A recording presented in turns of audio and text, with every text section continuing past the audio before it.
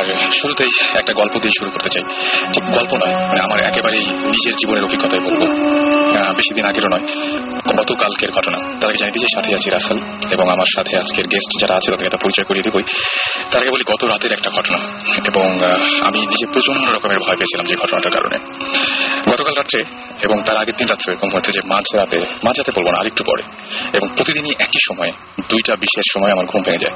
গতকাল রাতে ঠিক ঘুরতে যখন 2টা 20 বাজে, আমি বাসায় পুরোপুরি একা ছিলাম এবং বাসায় কোনো ধরনের কোনো আলো ছিল না, এবং সেই সময় আমার মনে আছে যে আমার রুমে টিভি চলছিল এবং আমি টিভি চালিয়ে ঘুমিয়ে গেছিলাম।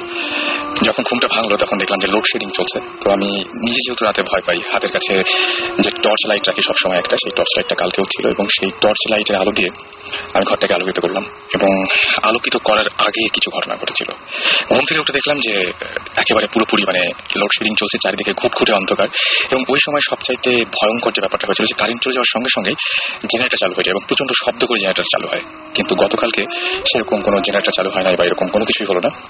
হঠাৎ করে আমি দেখলাম আমার নাকে একটা গন্ধ আসছে, এবং আমি ভূত এফএম পড়তে গিয়ে এখানে যারা ভূত স্পেশালিস্ট রয়েছেন তাদের সাথে আমি মানে কি বলবো, বিভিন্ন সময় তাদের কাছ থেকে শুনেছি যে পোড়া একটা গন্ধ পাওয়া যায়, কিন্তু আমার গন্ধটার সাথে এই গন্ধটার পার্থক্য যেটা, তাদের গন্ধটার সাথে এই গন্ধটার পার্থক্য যেটা, সেটা হচ্ছে যে আমার মনে হচ্ছিল আমি বাসায় একা, সুতরাং কোনো চান্স নেই। আর আমার মানে বাসায় যদি অন্য কেউ থাকতো, যেমন আমার বাবা, তিনি মানে কি বলবো স্মোক করেন না, কিন্তু পুরোপুরি মনে হচ্ছে যে আমার পাশে বসে কেউ স্মোক করছে, একদম পাশে বসে। আমি পুরো তামাক পোড়ার গন্ধটা পাচ্ছি, এবং মানে খুবই ভয়াবহ একটা সিচুয়েশন। আমি চোখ খুলতে চাচ্ছিলাম না যে সামনে কি দেখে ফেলবো, প্রচন্ড ভয় লাগছিল, এবং বিশ্বাস আমি জানি না যে কেউ করবে কিনা। ঘটনাটা শুধুমাত্র আমি জানি যে কি ভয় পেয়েছিলাম। তারপর চোখ না খুলে আমি আস্তে আস্তে হাতে টর্চ লাইটটা খুঁজে বের করলাম এবং ওটা জ্বালালাম, এবং জ্বালানোর পরে যেটা হলো যে ঘরের যেদিকে দরজা দক্ষিণ দিকে সেই দিকটাতে মানে আলোটা দিলাম, এবং কি আশ্চর্যের ব্যাপার, ধীরে ধীরে গন্ধটা কমতে শুরু করলো। মানে এটা আমার ভুল হওয়ার কোনো চান্স নাই, কারণ আমি একদম পুরোপুরি ততক্ষণে উঠে বসেছি, এবং আমি দেখতে পাচ্ছি আমি যখন মানে পুরো ঘরটাকে দেখতে পাচ্ছি, কোথাও কোনো আলো নেই, শুধুমাত্র আমি চার্জারটা জ্বালালাম, চার্জার টর্চ লাইট যেটা, এবং তারপরে সিগারেটের গন্ধটা আস্তে আস্তে কমতে শুরু করলো, এবং তারও কিছুক্ষণ পরে বিকট একটা শব্দ করে জেনারেটর চালু হয়ে গেল। কিন্তু এই মাঝখানের ওই সময়টা, জেনারেটর প্রতিটা সময় আমি দেখেছি কারেন্ট চলে যাওয়ার সঙ্গে সঙ্গেই জেনারেটর চালু হয়ে যায়। আমি বাইরে যাইনি এবং দেখিনি যে বাইরের যে সমস্ত মানে কি বলবো যে বাড়ি ঘরগুলো সেগুলো আসলেও আলোকিত নাকি অন্ধকার বা আসলেই লোডশেডিং হয়েছিল কিনা, কিন্তু জেনারেটরটা বেশ পরে চালু হয়েছিল এটুকু আমার মনে আছে। এবং মাঝখানের সময়টা কি ঘটেছে, কি হয়েছে, কেন হলো, তার কোনো উত্তর নেই। হতে পারে আপনাদের কাছে কোনো উত্তর থাকতে পারে, সেই উত্তরটা আপনারা ইচ্ছে করলে আপনাদের এই বিষয়ে যদি কোনো কথা থাকে তাহলে আমাকে জানাতে পারেন। শর্ট লিখে স্পেস দিয়ে আপনার নাম লিখে স্পেস দিয়ে আপনার মেসেজ লিখে পাঠিয়ে দিন 9840 নাম্বারে। আমাদের সঙ্গে তো সাকিব ভাই আছেন, আমাদের সঙ্গে জিবরান ভাই তো আছেনই, তো তাছাড়া আমাদের দুজন নতুন গেস্ট রয়েছেন, তাদের সাথে একটু পরিচয় করে দেবো। আমার বাম দিকে একদম আছেন সাগর ভাই, একটু আপনার পরিচয়টা দিবেন সাগর ভাই। আমি সাগর, আমি প্রফেশনালি অ্যাডভার্টাইজিং ফার্মে আছি, মিডিয়াকমে। সাইড প্রফেশন হিসাবে বলতে পারি, প্রফেশন না মানে ফ্রিল্যান্সার, স্কাল্পটর, পেইন্টার। ওকে, আমাদের সঙ্গে দেখতে পাচ্ছি আরেকজন আছেন, এবং তাদের কাছে আমরা শুনতে তার পরিচয়টা কি, এবং সেই পরিচয়টা একটু জেনে নিই। আমাদের আরেকজন গেস্ট, এবং সাগর ভাই কিন্তু একটা কথা বলে রাখি মাঝখানে, ভূত স্পেশালিস্ট, তার জীবনের এতগুলো ঘটনা আছে, সেই ঘটনাগুলো আমরা একে একে শুনবো আজকে। সেই সাথে গত সপ্তাহে আমরা অনেকের সাথে হয়তো যোগাযোগ করতে পারি, তারা যারা SMS করেছিলেন তাদের মধ্যে থেকে 2-1 সাথে আমরা কথা বলবো। আমরা আরেকজনের সাথে পরিচিত হই। আমার নাম রিজওয়ান, আমি বেসিক্যালি কর্পোরেট সোশ্যাল রেসপন্সিবিলিটি কনসালটেন্সির সাথে আছি। ওকে, সো সবার জীবনে বুঝতেই পারছেন যে ভূতের ঘটনার কারণেই তারা আছে এখানে। সাকিব ভাই, আমরা শুরু করতে পারি কিভাবে? শুরু করি। আই থিঙ্ক গতবার আমরা অনেক ইন্টারেস্টিং SMS পেয়েছিলাম, যেগুলো আমরা আসলে টাইম পাইনি মানে গল্প বলতে। আচ্ছা, প্রথমে যদি আমরা আমাদের যারা লিসনার্স আছেন ওদের স্টোরিগুলো যদি কয়েকটা শুনতে পারি। আচ্ছা, সেই জন্য আমাদের তো ফোন কলে যেতে হবে, আমরা এইখান থেকে শুরু করে তারপরে এরপরে SMS এ যাই। Fine, no problem. তাহলে শুরু করবেন কে? আমি গেস্ট দিয়ে শুরু করি। ওকে, আগে তো তাহলে আমরা সাগর ভাইয়ের কাছে শুনি।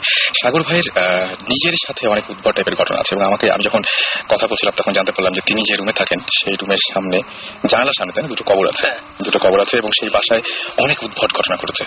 কি কি হয় সাগর ভাই আপনার সাথে? আসলে জানালার সামনে দুটা তো মানে আছেই, সেটা জানালার সামনে দুটো তো আমরা মানে কি জন্মের পর থেকেই দেখতেছি যে দুইটা কবর।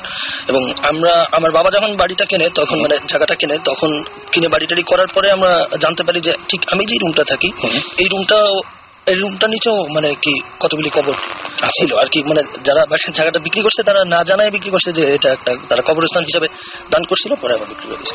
ওকে, আচ্ছা, এখন কি দিয়ে শুরু করবো? মানে আপনার সাথে যে উদ্ভট টাইপের কিছু অস্বাভাবিক ঘটনাগুলো ঘটতো ছোটবেলা থেকে, সেগুলো একটু শুনি। আচ্ছা, ছোটবেলা থেকে যেটা ঘটে সেটা যেমন যেটাকে আমরা কালচারালি সবাই বলে যে কোলোকিয়াল ল্যাঙ্গুয়েজে যেটা বলে যে বোবায় ধরা, এইটা মানে কি আমার জন্য একটা টাইপের মানে ভয়াবহ এক্সপিরিয়েন্স। মানে আমার বয়সন্ধিকাল থেকে শুরু করে এই 27-28 বয়স পর্যন্ত মানে রেগুলার রাতে আমি মানে ঘুমালে রেগুলার রাতে এটা হতো।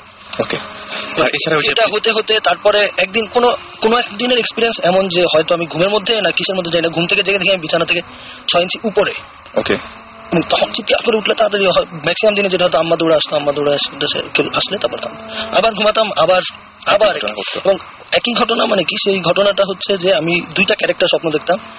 একটা হচ্ছে একটা বৃদ্ধা মহিলা, আচ্ছা, এ দেখতাম আমার খাটের পাশে এসে দাঁড়ায়, হঠাৎ এক গাদা চুচু দিল চোখের মধ্যে, ঘুম থেকে নাই। আচ্ছা, এবার দেখতাম যে বাসে করে যাচ্ছি, স্বপ্নের মধ্যে বাসের জানালা দিয়ে পা ঝুলায় আমার ক্রমাগত মুখের মধ্যে লাথি দিচ্ছে।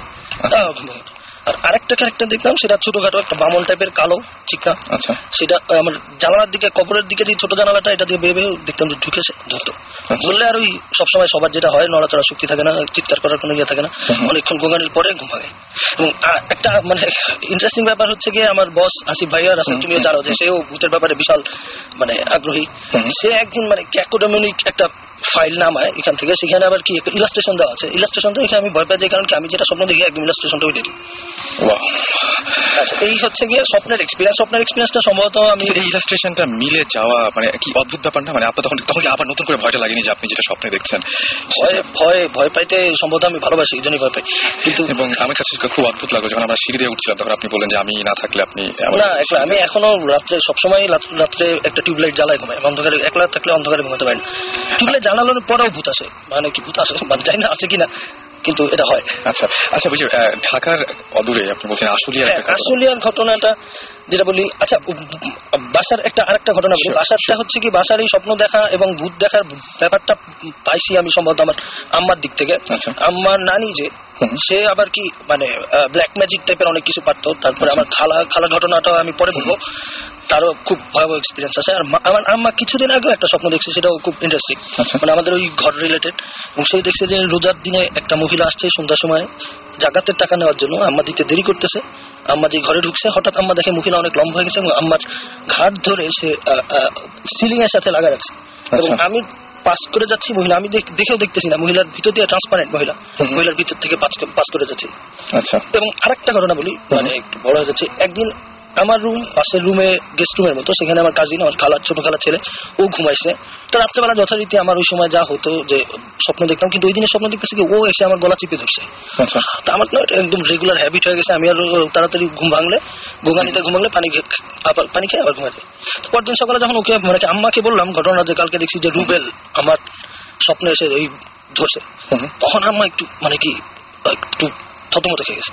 কারণ কি, কারণ রুবেল সকালে একই এক্সপিরিয়েন্স বলছে যে আমি যখন ওই স্বপ্ন দেখছি কি আমি ওই ঘর থেকে যাচ্ছি এবং যাওয়ার সময় ওর বুকের উপরে পাড়া দিয়ে ধরে রাখছে। যেটা হচ্ছে রুবেল দেখছে আপনাকে, আপনি দেখেছেন রুবেলকে। এইটা মানে কি একই দিনের ঘটনা, স্বপ্ন তো স্বপ্নই, কিন্তু কি এই ধরনের কোইন্সিডেন্স খুব আসলে কোনো ব্যাখ্যা নাই। আচ্ছা, আর এখন যেটা বলবো সেটা হচ্ছে গিয়ে উত্তরা থেকে সাভার আশুলিয়া যাওয়ার যে একটা রোড আছে, দুপাশে বর্ষাকালে পানিতে ডুবাই থাকে একদম। ওখানে কিন্তু এখন যাই না আমি লোকালয় হয়েছে কিনা, এটা যতদিন আগের ঘটনা, তখন কিন্তু পানিতে ডুবা থাকতো। তো ওইখান থেকে আমার ওয়াইফের বড় ভাই, সে ড্রাইভ করে ফিরছিল, ফিরতে হঠাৎ সামনে একদম অ্যাক্সিডেন্টের মতো একজন মহিলা, বৃদ্ধা মহিলা, গাড়ির সামনে একদম বাড়ি ধাক্কা লাগলে সে তো সাথে কাজ তো করছি, সে কোন রকমের টান মানে গাড়ি সাইড করে টান দিয়ে চলে গেলে, কিন্তু তার যে কোনো কারণে বিবেকে লাগছে যে আমি একটা অ্যাক্সিডেন্ট করলাম, এরকম সকালবেলা আবার ব্যাক করছে এখান থেকে। সে ওখানে কাজের জন্য হতে যায়, ব্যাক করার পরে লোকজন তো নাই আশেপাশে, কাউকে যে জিজ্ঞেস করবে কালকে এখানে অ্যাক্সিডেন্ট হয়েছে কিনা, সেরকম কোনো ঘটনা নাই। একদম দুপাশে পানি, কোনো মানুষ আসার, রাত 1টা-2টার সময় কোনো মানুষ আসার কথা না। এটা হইতেই পারে, কিন্তু ঘটনা হচ্ছে ওই দিন আসলে তুমি খেয়াল করবা, আসিফ ভাইয়ের সাথে আমি সেম এক্সপিরিয়েন্সটা যখন বলতেছিলাম পুরান ঘটনা হিসাবে, সে বললো যে তারও প্রায় সেম একই এক্সপিরিয়েন্সটা এখানে আছে। উত্তরা থেকে ওই রোডটা দিয়ে যাওয়ার সময় তারা ফ্যামিলি মিলে ফিরছিল, তখন সামনে একটা ডেড বডির মতো শোয়া দেখে গাড়ি থামছে, গাড়ি থেকে নামার পর দেখে না কিছুই নেই, তারপর আমরা চলে আসছে। এটা হচ্ছে ঢাকার অদূরে অস্ট্রেলিয়াতে এরকম একটা ঘটনা ঘটেছে এবং দুজন এই ঘটনাটা প্রত্যক্ষ করেছে। সুতরাং এখন হয়তো অনেকেই যাচ্ছেন ওইদিকে বা ড্রাইভ করছেন, আমি জানি না। তবে ব্যাপারটা হচ্ছে যে দুজনের ক্ষেত্রে ঘটেছে। আমি সাকিব ভাই, জিনিসটা আসলে কিন্তু আমার যথেষ্ট ভয়ের। আমার ক্ষেত্রে যেটা হবে যে ওই রাস্তাতে যাওয়ার সময় প্রতিটা মুহূর্তে এটা মনে পড়বে। না, ডেফিনেটলি। আর I think Gibran has a story similarly. হ্যাঁ, শিওর। সেটা হচ্ছে যে এরকম ঘটনা প্রায় শোনা যায় যে একজন মহিলাকে দাঁড়িয়েছিল এখানে। আমার এক্সপিরিয়েন্স ছিল উত্তরে যাওয়ার সময় একবার, মানে এটা ঠিক রেড লেনের আগে দুটো ঘটনা আছে। তো আমরা ওই জায়গাটা হচ্ছে একটু ব্যারেন, মানে কিছু নাই, এক স্ট্রিট রোড। সো আমরা স্ট্রিটে যাচ্ছিলাম, আমি আমার একটা ফ্রেন্ড। সো হেঁটে মানে গাড়ি চালিয়ে যাচ্ছি রাত্রেবেলা। সো চালিয়ে যাচ্ছি, যাওয়ার সময় দেখি একটা মহিলা সাদা শাড়ি পরে একদম পাশ থেকে আছে, একদম আই কন্ট্যাক্ট। আচ্ছা, আপনার চোখের দিকে? আমার ফ্রেন্ডের চোখের দিকে। আই থিঙ্ক মানে বলছে যে I think she needs a ride. আমি বলছি আমি কারোর জন্য থামবো না, চিনা যাই না। সো ঠিক আছে, তারপরেও চিনো শি নিডস হেল্প, কারণ কোনো গাড়ি নাই। সি ডাজন্ট, মানে দেখে মনে হচ্ছিল না যে সে কোনো গরিব এরকম কিছু না, মানে একদম বেশ পশ টাইপের। পার্ক করলাম 5 ফিটও হবে না তার সামনে, যে 5-6 ফিট এরকম, মানে ইয়েতে। তো তাকে দেখে নাই। সিরাতে আমরা ফিরত আসছি, তখন বাজে 2টা। সো ফিরত আসছি, আমি ড্রাইভিং অ্যারাউন্ড 60-70 এরকম উত্তর রোডে, তখন খালি একদম রাস্তা আসছে, চলে আসছি। হঠাৎ করে একটা, জানি না if is the same lady, কারণ আমি তাকে ঠিকভাবে দেখতে পাইনি। একটা মহিলা মানে ঠিক 2 হাত ক্রস করে রাস্তার ঠিক 3rd লেনের মধ্যেখান দিয়ে হেঁটে যাচ্ছে, তার পুরো ছেঁড়া কাপড়, ময়লা একদম। সো আমি যাচ্ছিলাম, আর পাশে একটা গাড়ি।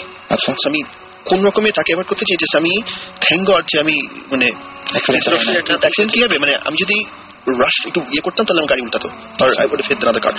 কিন্তু আমি জাস্ট কেন জানি না, আমার রিফ্লেক্সেস ভালো, আমি জাস্ট মুভড অ্যাওয়ে, একটু সোয়ার্ট করে চলে গেলাম। আমার যাওয়ার সময় আমি দেখলাম তাকে ঠিক আমার প্রথম উইন্ডো, পাশে উইন্ডো, ঠিক সেকেন্ড উইন্ডো থেকে নেই, মানে ইট ভ্যানিশড। তার মানে আপনি সামনে দেখেছেন এবং আমার ঠিক পাস করে যাওয়ার সময় পাশে নাই। আমার সাইড ভিউ মিররে দেখলাম, আর ফ্রেন্ড গুলো মানে পাশে যে বসে, মানে আমি এই জায়গাতে একটা কথা অ্যাড করতে চাই। আমার একটা ফ্রেন্ড আছে, এই সব গল্পগুলো মিলে যাচ্ছে। সে কাস্টমার কেয়ারে চাকরি করে। তো কাস্টমার কেয়ারে চাকরি করার কারণে হয়তো দেখা যায় যে মানে প্রথমে যখন সে চাকরিটা নিয়েছিল তখন কল সেন্টারে ছিল আর কি। তো অনেক রাত হতো ফিরতে, রাতের, এবং রাতের বেলায় উত্তরার ওই রাস্তা দিয়ে ফিরতো। এবং ঠিক একটা দিন এরকম একটা ঘটনা ঘটে, হঠাৎ করে প্রচন্ড শব্দে গাড়িটা থেমে যায়। থেমে যাওয়ার পরে ও জাস্ট ঘুমাচ্ছিল পিছনে, ড্রাইভার জাস্ট বলে কি ব্যাপার, কি থামালেন কেন হবে? তো বলে কি স্যার এখানে কিছু দেখেননি আপনি? তো তো মাঝে মাঝে ঘটে। ও যেটা বলেছিল যে ওই সময় ওই রাস্তা দিয়ে মোটামুটি মানে প্রায় এটা হয় নাকি ওই ড্রাইভারের, এবং অনেকেই দেখেছে একটা মহিলা ক্রস করে, মানে জায়গাটা উত্তরের ওই রাস্তার এই কি বলবো যে এয়ারপোর্টের কাছাকাছি জায়গায়। এবং এই জায়গাটা না, আমি পরে আমি আর একটা ড্রাইভার একদিন ট্যাক্সিতে করে ফিরছি। সে সময় ট্যাক্সি ড্রাইভারকে আমি জিজ্ঞেস করেছিলাম, সে বলছে যে হ্যাঁ স্যার এখানে এরকম ঘটনা আছে, একটা মহিলা আমিও দেখেছি যেরকম রাস্তা পার হয়। আমারটা পার হচ্ছিল, বুঝতে পারছি। আরেকটা আমার ভাইয়ের সাথে হলো, মানে সে অলমোস্ট মানে died in an accident. Khulna থেকে আসার সময় একই। চালিয়ে আসছে গাড়ি, আস্তে আস্তে হঠাৎ দেখে যে দূর থেকে একটা মহিলা ঠিক রাস্তার মাঝখানে হাইওয়েতে দাঁড়ানো, সে নড়ছে না। So driver was going very fast, right? So করতে চেয়ে সে, আমার ভাই পিছের সিটে বসা, সো তাকে দেখছে সামনে মধ্যে কে এটা। সো আস্তে আস্তে আস্তে আস্তে ড্রাইভার না পেরে মানে অ্যাভয়েড করার জন্য পুরো গাড়িটা ঘোরা দিল। স্পিড ঘোরাতে গাড়িটা পুরো উল্টে যায় কয়েকবার। সো এর মধ্যে যতক্ষণ এই ঘুরছে, মহিলাটার সাথে আমার ভাইয়ের পুরো একদম আই কন্ট্যাক্ট হয়। সো যত গাড়িটা পাস করছে তার পাশে পুরো মহিলাটা তার সাথে পুরো আই কন্ট্যাক্টে দেখছে ওই জিনিসটা, পুরো জিনিসটা দেখে সুনেস কয়েকবার রোল করার পরে সবাই তো ছড়াইছে রাস্তার মাঝখানে। তখন thank God there were no cars, other cars. কিন্তু আমরা যেটা শুনেছি না, যে সাগর ভাইয়ের কাছে আমরা শুনলাম যে সাধারণত জিনিসটা হয় যে ট্রান্সপারেন্ট হয়, কিন্তু যে বাড়ি খাওয়া, কিন্তু পড়ে যাওয়া এবং সঙ্গে সঙ্গে আপনার উধাও হয়ে যাওয়া, এই জিনিসগুলো খুব অদ্ভুত টাইপের, তাই না? হ্যাঁ, বাট ওই বলেছে বাড়ি খায়, মানে ড্রাইভার যে ছিল গাড়ি, তারা কিন্তু ওটা অ্যাভয়েড করে গেছে, রাইট? কিন্তু যখন পাস করে যাচ্ছে আমার ভাই দেখলো যে মহিলাটা একদম কামলি, কারণ তাকিয়ে আছে যে প্রত্যেক তাকে থাকলো, তখন ওর আউট অফ এভরিথিং অ্যাক্সিডেন্ট হওয়ার কোন রকমে সে বের হয়ে এসে রক্ত নিয়ে বের হয়ে এসে তার ওয়াইফকে নিয়ে বের হলো কোন রকমে, তারপর একজন শ্বশুর ছিল তাকে নিয়ে বের হলো, সবাইকে নিয়ে। কিন্তু ওর একটা জিনিস হচ্ছে of everything else is that ও মহিলাটা আই কন্ট্যাক্ট হয়নি ঠিক তার সাথে। আমি সাকিব ভাইকে বলবো, সাকিব ভাই আছে এই যে আমি কালকে রাত্রে যে এটা এই ঘটনা সত্যি ঘটেছিল, এবং রাতে আমি আপনাকে ফোন দিয়ে বিরক্ত করিনি কেন, কিন্তু ব্যাপারটা হচ্ছে কি যে মানে এই যে গন্ধটা পেলাম, এই যে পোড়া গন্ধটা, মানে এটা কি নেসেসারি যে মানে পোড়া গন্ধটা নির্দিষ্ট এরকমই হতে হবে বা যে কোনো কিছু পোড়া গন্ধ হতে পারে? আমি পরপর দুরাত পেয়েছি এটা, এবং আমি তখন পুরোপুরি জেগে। মানে এটা ডেফিনেটলি সামথিং সুপারন্যাচুরাল হতেই পারে, আবার নাও হতে পারে। So let's consider this as a supernatural incident. তাই যদি মনে হয় তাহলে মানে আমরা কেন কখনো জলজান্ত কিছু দেখি না, যখন এক্সপেরিয়েন্স যখন হয় তখন হয় আমরা হালকা কিছু দেখি বা হালকা কিছু ফিল করি। আমাদের একটা মানে বুদ্ধিস্ট টিমের উই হ্যাভ দিস থিওরি যে আমরা আসলে জিন হোক ভূত হোক এটা তো অন্য ডাইমেনশনের একটা জিনিস, আসলে আমাদের ডাইমেনশনে নাই, রাইট? সো ওরা যখন ওই ডাইমেনশন ব্যারিয়ারটা ক্রস করে সামহাও আমাদের সাথে কন্ট্যাক্ট এস্টাবলিশ করতে চায়, এটা ভয় দেখাতে হোক বা ওর নিজের কাছে হোক হোয়াটএভার, তখন ওরা না আমাদের সেন্সগুলা, আমাদের পঞ্চ ইন্দ্রিয় যেটা আমাদের 5 সেন্সেস, সাইট, স্মেল, টাচ, সবগুলো একসাথে পিক আপ করতে পারি না। ওকে, আমরা কিন্তু একটা কিছু অনুভব করতে হলে আমাদের 5 ইন্দ্রিয় একসাথে দিয়ে কিন্তু অনুভব করি, একদম সত্যি।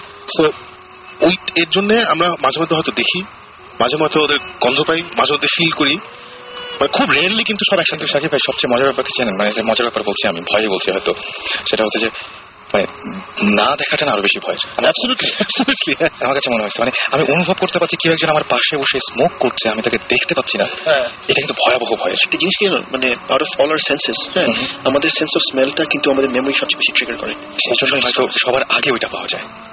এটা আমি ঠিক চাই না। এখন হচ্ছে কি তুমি পুরা গন্ধ পাচ্ছ, আমি আরো কয়েকজন এক্সপিরিয়েন্স হচ্ছে তারা আতরের গন্ধ পায়, কেউ পায় ফুলের গন্ধ। আমার ওয়াইফ যে ও আমার মতো মানে কি ভূত নিয়ে এত বদার করে না, মানে ভূত মানে কি স্পিরিচুয়াল কোনো বিষয় নিয়ে তার হচ্ছে স্পিরিট নিয়ে আর কোনো জানে, কিন্তু কি সে প্রায় আমি পাই না, পাশাপাশি আছি। কোনোদিন পাই খুব ভালো পারফিউমের গন্ধ, কোনোদিন পাই যে বেশ মানে কি একটু কটু, একটু মানে কি হার্ড কোনো স্মেল, এবং বলে যে পাস না মানে, কিন্তু আমি পাই না। আমার সম্ভবত এটা মানে কি আমার ওলফ্যাক্টরি সিস্টেম থেকে মানে কি এটা যায় না, আমি হয়তো মানে কি পাই আর কি। ও তোমার মতো এই জিনিসটা পাই, কিন্তু আমি যেটা শুনছি মানে যদি আতরের গন্ধ এরকম কিছু হয় তাহলে সেটা গুড স্পিরিট। এটা কারণ এটা হতে পারে যে আতর যেহেতু ধার্মিক লোকরা ইউজ করে, মানে বিশেষ করে ইসলামিক ধার্মিক যারা, সেই জন্য হয়তো এদিকের একটা কনোটেশন কাজ করতে পারে, হতেই পারে। কিন্তু আমার স্পিরিট যদি কোনোদিন থাকে তাহলে নিশ্চয়ই ওটা কি আতরের গন্ধ।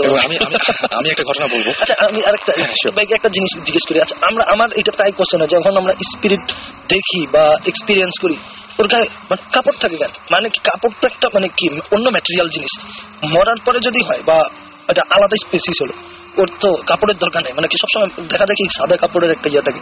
আমার মনে হয় যে মানে হিউম্যান ব্রেনের একটা একটু সাইন্টিফিক যেতে হবে আর কি। হিউম্যান ব্রেনের একটা ব্যাপার আছে যে আমরা যখনই কোনো কিছু দেখি আমাদের ব্রেন ওটাকে একটা প্যাটার্নে ফালানোর চেষ্টা করে যাতে আমি ওটা বুঝতে রিকগনাইজ করতে পারি। আমি আসলে না বুঝলেও মানে আমি যদি একটা ওয়ালের মধ্যে বা সাদা কাগজে অনেকগুলো ডট ডট দিয়ে এঁকে রাখি, আমি কাউকে যদি দেখাই, ও কিন্তু অটোমেটিক্যালি একটা প্যাটার্ন পেয়ে যাবে, চেষ্টা করবো এটা পেতে। আমার যেটা মনে হয় যে যখন আমরা এরকম কাপড় পরা অবস্থায় বা ফ্যামিলিয়ার কিছু দেখি, এটা হচ্ছে আমাদের ব্রেনের অ্যাটেম্পট এট ট্রান্সলেটিং সামথিং যেটা আসলে আমাদের সম্ভব না ট্রান্সলেট করা। আমি আসলে যেটা দেখছি সেজন্য আসলে বোঝার কথা না, ব্রেন হয়তো মানে কাছাকাছি কিছু একটা সাথে রিলেট করা। আমি একটা কথা বলবো এখানে, সেটা হচ্ছে যে খুবই অদ্ভুত ব্যাপার, যে গন্ধের ব্যাপারটা নিয়ে। আমি একজন মানে এরকম স্পিরিচুয়াল ব্যাপার স্যাপার নিয়ে যিনি অনেক পড়াশোনা করেছেন এবং অনেক কিছু জানেন বা রেগুলার চর্চা করেন, এরকম যে মানুষকে বলেছিলাম যে আমি মাঝে মাঝে এরকম দেখি, এটা কি করা যায়। এবং আমি মাঝে মাঝে দেখেছি আমার ঘরের বাইরে আমি ফিল করতে পারি যে কোনো একজন মহিলা তিনি বসে আছেন, যার কিনা কালো শাড়ি, লাল পাড় এবং কপালে বড় একটা টিপ এবং বৃদ্ধা। আমি তাকে জিজ্ঞেস করেছিলাম, সে কয়েকদিন পরে আমাকে বললাম তোমাকে কয়েকদিন পরে জানাবো। আমাকে ফোন করে বললো যে হ্যাঁ সত্যি ওইরকম কেউ একজন আছে, তবে আমিও দোয়া করছি এবং সে তোমার ঘরে ঢুকবে না, তুমিও যখন বুঝবা তখন বাইরে যাবা না। এবং আমাকে কিছু সলিউশন দিয়েছিলেন, যখন গোসল করবা তখন সেটা বালতিতে করবা এবং বালতির মধ্যে কিছু মানে সুগন্ধ এরকম টাইপের কিছু একটা ইউজ করবা, যাতে মানে ভালো গন্ধ হয় এরকম কিছু একটা। এবং রাতের বেলায় যদি পসিবল হয় তাহলে হচ্ছে ওই পারফিউম ইউজ করে তারপরে ঘুমাতে বলে, যে পারফিউম ইউজ করে ঘুমাবো, তাহলে দেখবা যে হয়তো এরকম ঝামেলাগুলো হবে না। আমি পরে ট্রাই করেছিলাম কয়েকদিন, তারপরে আমি ফল পেয়েছিলাম, আসলে ফল পেয়েছিলাম। এখন আর করা হয় না যদিও, কিন্তু আমার হঠাৎ করে মানে এই অনেকগুলো কথার মাঝখানে হঠাৎ করে এটা মনে হয়। খুব ইন্টারেস্টিং। তুমি এটা বলেছিলে বাইরে বলেছিলাম যে এরকম একটা ঘটনা ঘটেছিল, খুবই অদ্ভুত ব্যাপার। মানে আমি খুবই অবাক হয়েছিলাম এই জিনিসটা নিয়ে। এবং এগুলো যেরকম একটা সলিউশন থাকতে পারে। আমাদের নতুন একজন আছেন, তাকে তো আমরা একটু পরেই তার কাছে আমরা ফিরে আসতে চাই, তবে তার আগে আমি জানতে চাই যে আপনার নিশ্চয়ই কোনো গল্প টল্প আছে, সেটাকে আমরা এখন শুনবো, একটা ব্রেক দিয়ে তারপর শুনবো। আমরা শুনতে চাই। আমরা একটা জিনিস হচ্ছে রেজওয়ার সাথে আমি অ্যাকচুয়ালি চিনি আমার কলিগ হিসেবে ফর 2 বছর, রাইট? ওকে, কিন্তু we have never talked about this. কিন্তু সেদিন ও চাকরি ছাড়ার পরের দিন এসে মানে ফার্স্ট দিন আমার কথা হলো, and he has all these experiences. So আমাকে একটা এক্সপিরিয়েন্স বলছিলে তুমি, তোমার ওই যে জানলার বাইরে তোমার নানার সাথে যে দাঁড়িয়ে। ও আচ্ছা, আচ্ছা আমি এটা পরে বলবো, ঠিক আছে? না ওটা বলো, তোমার ইউ স্টার্ট ইউর। ওকে, ওটা যেটা হয়েছে আমাদের উত্তরায় আশকরা নামে একটা জায়গা আছে, তো ওইখানে we have a 5 বিঘার মতো একটা বাগান বাড়ির মতন। তো ওইটা অনেকদিন বেশ অনেক আগে কিনা জমি পড়েছিল, আমরা কখনো ইউটিলাইজ করিনি। তো আমার নানু মারা যাওয়ার মাস 6 আগে উনি হঠাৎ করে ডিসাইড করলেন যে উনি এখানে গিয়ে থাকতে চান। ওখানে বেশ বিশাল বড় বড় জাম গাছ আছে, কেউ থাকে না ওইখানে। তো আমরা খুব তাড়াতাড়ি ওনার জন্য একটা 3 রুমের একটা কটেজের মতো বানালাম। উনি এইটার প্রায় 4-5 মাস পরে উনি মারা যান। তার মনে এখানে কবর দিই। আচ্ছা। কবর দেবে আমার নানা খুব একা হয়ে যায়, তো হি ডিসাইডস যে উনি আর চাকরি টাকরি করবেন না, উনি এখানে থাকবেন। তো আমার খুব ভালো লাগতো, খোলা জায়গা, সামনে বর্ষাকালে তুরাগ নদীর পানি এসে খাল হয়ে যেত। আমি তখন ক্লাস 7-8 পড়ি, তো আমি ওইখানে থাকা শুরু করলাম। এন্ড লোকজনের কাছে শুনতাম, তখন এলাকাটা পুরাই গ্রাম ছিল। লোকজন বলতো যে আপনাদের এখানে একটা যে বড় গাব গাছ আছে, জিন থাকে। আমি অলওয়েজ হাসতাম যে দিস বলছে, এই কি হতো, একটা গাছের মধ্যে জিন থাকে। এবং তারা আমাকে, আমার নানাকে দেখতাম প্রায় এসে বলতো যে আপনি গাছটা কেটে ফেলেন, গাছটা কেটে ফেলেন, এটা রাখেন না। আচ্ছা। তা আমি একদিন জিজ্ঞেস করলাম যে আপনারা কি জিন দেখছেন গাছের থেকে? তারা বলছে হ্যাঁ আমরা দেখছি, রাত্রেবেলা গাছ থেকে একটা লোক এবং একটা মহিলা নেমে আসে। লোক এবং মহিলা, এবং তারা গ্রামের রাস্তায় হেঁটে যায়। এবং তারা কয়েকবার ধরার চেষ্টা করছে, এবং যারা যখন কাছে গেছে ইদার দে ভ্যানিশেস, তারা গায়েব হয়ে যায় একদম, অথবা দে টেকস আমাদের ফরম্যান, ধরতে পারে লোকজন।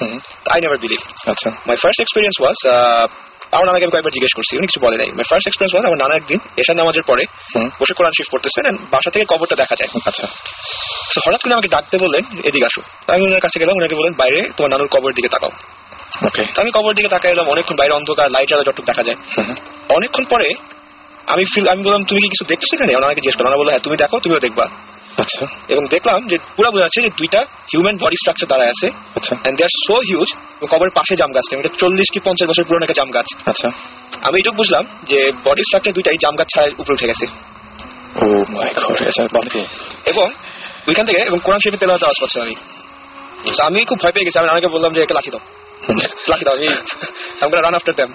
না যে করো না, এরা তো তোমার কোনো ক্ষতি করতেছে না। আমি দেখলাম অনেকক্ষণ এখানে দাঁড়ায় রইলো, কোরআন শরীফ তেলাওয়াত করলো, এবং আস্তে আস্তে জিনিসটা মিলাই চলে গেল। মানে এই কোরআন তেলাওয়াত ওদের কাছ থেকে আপনি? ওদের কাছে ওইখান থেকে আওয়াজটা আসতেছিল এখান থেকে। ওকে। তো এই জন্যই আমার নানা বলছে যে আমি গাছটা কোনো কাটতে চাইনি। And my second experience with them was, একদিন কারেন্ট চলে গেছে, আর যেহেতু এটা একটা গ্রামের মতো এলাকা ছিল, সো এই আপনার এই বাঁশের বেড়া দেওয়া থাকতো বাড়ির চারদিকে। তো একটা বেড়ার দরজা ছিল, তো এরকম খুললে ছেড়ে অটোমেটিক আবার লেগে যেত ঠাস করে আওয়াজ করে। আচ্ছা। আমি একদিন এরকম বেড়ার দরজাটা খুলে দাঁড়ায় আছি। আচ্ছা। এবং আমি ইচ্ছা একটা পাথর দিয়ে আটকে রাখছি, বিকজ আমি ভাবছি যে না আটকে আমি আবার ভিতরে যাবো। আমি হঠাৎ করে দেখলাম পাথরটা সরে গেল, দরজা ঠাস করে লেগে গেল, বেড়ার দরজাটা একা একা। আমি একা, এবং ওই গাব গাছ হিসেবে দাঁড়ায় আছি। আমি আবার দরজা খুললাম, খুলে দোয়াটা পড়লাম, পরে একটু জোরে হয়েছে আওয়াজ টাওয়াজ করলাম, পরে আবার দরজা খুললাম, আবার পাথরটা উঠে এখানে রাখলাম, রেখে কিছু দাঁড়ায় আছি, কিচ্ছু হলো না। আমি যেই পিছন ফিরলাম, আওয়াজ একটা কুট করে আওয়াজ হলো, তাকে দেখি পাথরটা সরে গেছে, দরজা আবার ঠাস করে লেগে গেল। মানে এই জিনিসটা একদম আপনার সামনে, চোখের সামনে, আমার চোখের সামনে। আমি তো দৌড়। না স্বাভাবিক, সেটাই স্বাভাবিক। আমরা অনেক এসএমএসও পাচ্ছি, এবং সেই এসএমএস গুলো আমি দু একটা পড়ে ফেলতে চাই।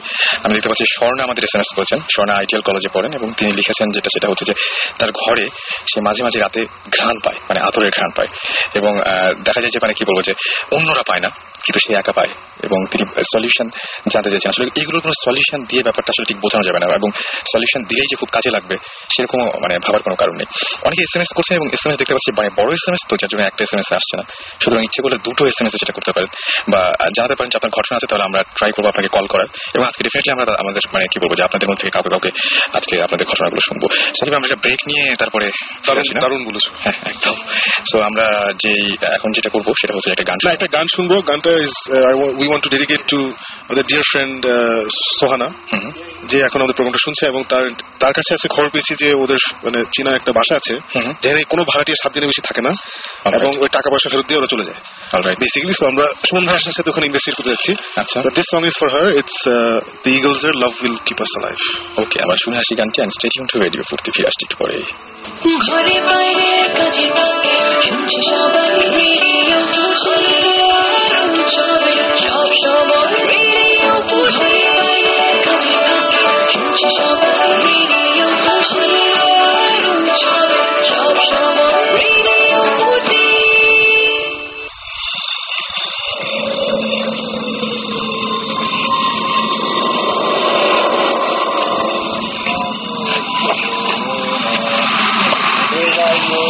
Uno pone dos.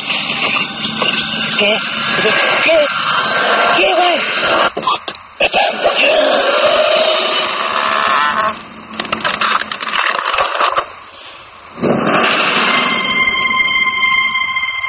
Dhaka, Chittagong, Sylhet, Rajshahi, Khulna, Barishal, যেখানে যে শুনছেন রেডিও ফুর্তি, তাদের সবাইকে জানিয়ে দিচ্ছি আজকের এই যে স্পিরিচুয়াল যে সমস্ত বিষয় নিয়ে আমরা আলোচনা করছি, খুব চমৎকার একটা দিন আমি বলবো। কারণ আজকে ঢাকায় প্রচুর বৃষ্টি হয়েছে এবং ঢাকা শহরটা অন্ধকার, এবং যদি চাঁদ আকাশে আছে কিনা আমি জানি না, তবে দেখা যাচ্ছে না।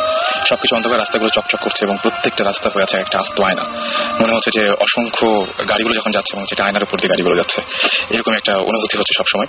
যাই হোক সাকিব ভাই, আমরা ওই যে বলছিলাম যে একটা মানে যারা আমাদেরকে SMS করছেন এবং কষ্ট করে শুনছেন তাদের অনেক সাথে কথা বলবো, সেরকম একটা কিছু নিব নাকি? I think it's about time.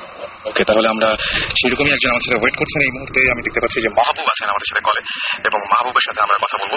Hello মাহবুব, আপনি শুনতে পাচ্ছেন? হ্যাঁ, ক্লিয়ার শুনতে পাচ্ছি। শুনতে পাচ্ছেন।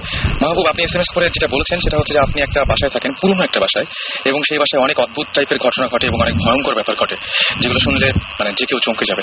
এই তো ব্যাপারটা বলবেন যে কি ঘটেছিল বা কি ঘটনা সেটা? না, ব্যাপারটা ঠিক তেমন না। ব্যাপারটা হচ্ছে আমি একজন আমার এক খুব ঘনিষ্ঠ বন্ধুর কথা বলবো। ওকে, ঠিক আছে, পারমিশন ছাড়া আমি ওর নামটা বলবো না। ও একজন প্রমিনেন্ট মিউজিশিয়ান, আপনারা সবাই ওকে চেনেন হয়তো বা। যাই হোক, সে যখন প্রথমবার ঢাকায় গেল, সে টিকিটেতে একটা বাসা ঠিক করলো। আচ্ছা, একটা 3 তলা বাড়ির কিলে কোঠাটাই। আচ্ছা, এক পাশে ছাদ, এক পাশে একটা রুম, একটা ভাগ। সে বেচারা একা মানুষ, কষ্ট করে তার জিনিসপত্র নিয়ে ওইখানে উঠলো। আচ্ছা, এবং ঘরটা পরিষ্কার করলো খুব সুন্দর করে। রাত্রে ঘুমাতে গিয়ে সে খেয়াল করলো মশারি টানানোর জন্য সে জানালার 2টো রড ইউজ করতে পারবে, বাট আর 2টা মাথা লাগানোর জন্য দেয়ালে কোনো পেরেক বা ওই জাতীয় কিছু নাই। আচ্ছা, মানে একদম প্রথম দিনে এই ঘটনাটা ঘটছে? একদম প্রথম দিনে। আচ্ছা, তো সেই মনে মনে ঠিক করলো এখন অনেক রাত হয়ে গেছে, আমার কাছে হাতুড়ি পেরেকও নাই, আমি দোকান থেকে হাতুড়ি পেরেক কিনে আনবো, দেওয়ার পারমিশন নিবো এবং দেয়াল ফুটো করবো। ওকে, সেই ভেবে সে রাতটা কোনো মতে কাবার করবে, শুয়ে ঘুমিয়ে গেছে, খুব টায়ার্ড ছিল। সকালবেলা উঠে সে আবিষ্কার করলো কি অদ্ভুত ব্যাপার, দেয়ালে ঠিক ওই জায়গায় যে সে প্ল্যান করলো পেরেক টুকবে, ওই জায়গায় 2টো পেরেক লাগানো। মানে যেখানে কোনো পেরেক ছিল না এবং পুরোপুরি ফাঁকা দেয়াল ছিল, সেই জায়গায় 2টো পেরেক লাগানো, যে 2টো জায়গায় পেরেক হলে তার সুবিধা হয়। এখন এটা কি তার চোখের ভুল ছিল? সে ভাবলো হয়তো কালকে শেষ করি নাই, কিন্তু তখন নিচে এসে দেখতেছে ঠিক ওই বরাবর নিচে একটা দেয়ালে পেরেক টুকার পরে যে চুনসুরকি পড়ে থাকে না, এরকম পড়ে আছে। মানে একদম নতুন রাতেই লাগানো হয়েছে? এক্স্যাক্টলি।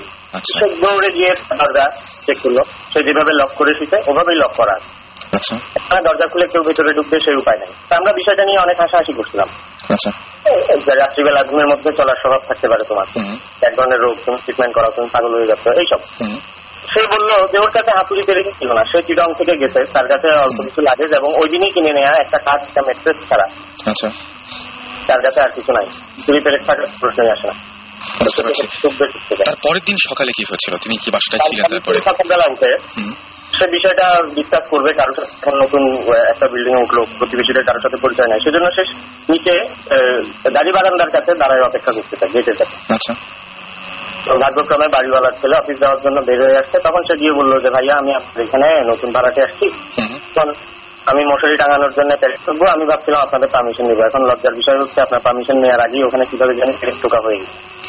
এটা ব্যাপারটা খুব অদ্ভুত যে আমি নিজে পেরেক কিনি, কিন্তু সকালে উঠে আমি দেখছি ওখানে পেরেক মারা। আচ্ছা, এখন আপনি বিষয়টা কিভাবে নিচ্ছেন আমি তো জানি না, আমার কাছে হাতুড়ি পেরেকও নাই। আচ্ছা, তখন ওই ভদ্রলোক বাড়িওয়ালার ছেলে কিছুক্ষণ চুপ করে থেকে ওকে বলছে যে আপনি কষ্ট করে সপ্তাহখানেক থাকেন, এরপর আমি আপনাকে নতুন একটা বাসা ঠিক করে দেব। উনি নিজেই খুঁজে দিবেন? ইয়েস। এই একটা কথায় ও বুঝতে পারলো যে এখানে কিছু একটা আছে, কারণ ওই ভদ্রলোক মূল প্রসঙ্গে কিছু না বলে পুরোপুরি ওই প্রসঙ্গটা অ্যাভয়েড করে ওকে বললো যে সপ্তাহখানেক কষ্ট করে থাকতে হবে এবং উনি নিজেই একটা বাসা ঠিক করে দেন। আচ্ছা, এরপরে বেচারা তো বয়টা কোনো রকমের 2-1টা কাপড় নিয়ে উপর থেকে আমাদের আরেক বন্ধুর বাসায় গিয়ে, ঢাকায় ছিল সে তখন, ওই বন্ধুর বাসায় গিয়ে বললো যে আমার বাসায় এই ব্যাপার, আমাকে কয়েকটা দিন তোর এখানে থাকতে হবে, নতুন একটা বাসা থেকে দিয়েছি। তো ওই বন্ধুও প্রচুর গালাগালি করছে এবং তারপরেও তাকে শেষ পর্যন্ত একটা বাসাও ঠিক করে দিচ্ছে এবং অনেক লোকজন গিয়ে শেষে জিনিসপত্রগুলো উদ্ধার করে আনতে পারছে, যদিও এরপরে আর কোনো ঘটনা সে ফেস করে না। ওকে, বুঝতে পারছি। ধন্যবাদ, অনেক রাতে আমাদের সাথে আছেন এবং আমাদেরকে একটা এরকম একটা মানে ভয়ঙ্কর গল্প আমাদেরকে শোনানোর জন্য অসংখ্য ধন্যবাদ আপনাকে। ওকে, কথা বলছিলাম আমরা এতক্ষণ ধরে আমরা মাহবুবের সাথে, এবং মাহবুব আমাদেরকে কল করেছিলেন চট্টগ্রাম থেকে। সুতরাং বুঝতেই পারছেন যে মাহবুবের যে ঘটনাটা আমরা শুনলাম, সাকিব ভাই চিটাগং থেকে ফোন করেছিলেন। আমার তো খুব ইচ্ছা হচ্ছে ওখানে গিয়ে কয়েকদিন থাকতে। ওকে, কাজ ভেরি ইন্টারেস্টিং, তাই না? মানে এটা তো মানে ফিজিক্যালি একটা জিনিস হয়ে যায়। একদম, মানে চোখের সামনে যে ঘটনা, এবং কাজটা কে করে, এটা কিন্তু স্বপ্ন না বা ও কিছু ফিল করে নাই, মানে এটা কিছুই না। ও সকাল রাতে ভেবেছে যে আমি মশারি টাঙানোর জন্য 2টো পেরেক ঠুকবো, সকাল উঠে থেকে পেরেক ঠোকা হয়ে গেছে এবং নিচে সুরকিটা পড়ে আছে। হ্যাঁ, this is very very very interesting. Okay, so এদিকে আবারও সাগর ভাইয়ের কাছে ফিরে আসি। সাগর ভাই আরো একটা গল্প নিয়ে অপেক্ষা করছেন আমাদের জন্য। গল্পগুলো আসলে জিনিসটা হয়তো হালকা হচ্ছে, ব্যাপারটা আমার কাছে সত্যই বলে ফেলছি গল্প, কিন্তু ব্যাপারটা ওইরকম না। একটু শুনবো না, আসলে গল্পই হয়তো মানে অনেকের এক্সপিরিয়েন্স হয়, ব্যাখ্যা পাওয়া যায় না। আমার গল্প বললেও কোনো মানে ভুল নাই সেটাই। আচ্ছা, যেটা আমি এখন যেটা মানে এটা নিয়ে আমি আর আমার বস অফিসে আমরা অনেক খোঁজাখুঁজি করছিলাম, পরে মানে ঘটনাটা একজন বাসের হেল্পারের কাছ থেকে শোনা। ওকে।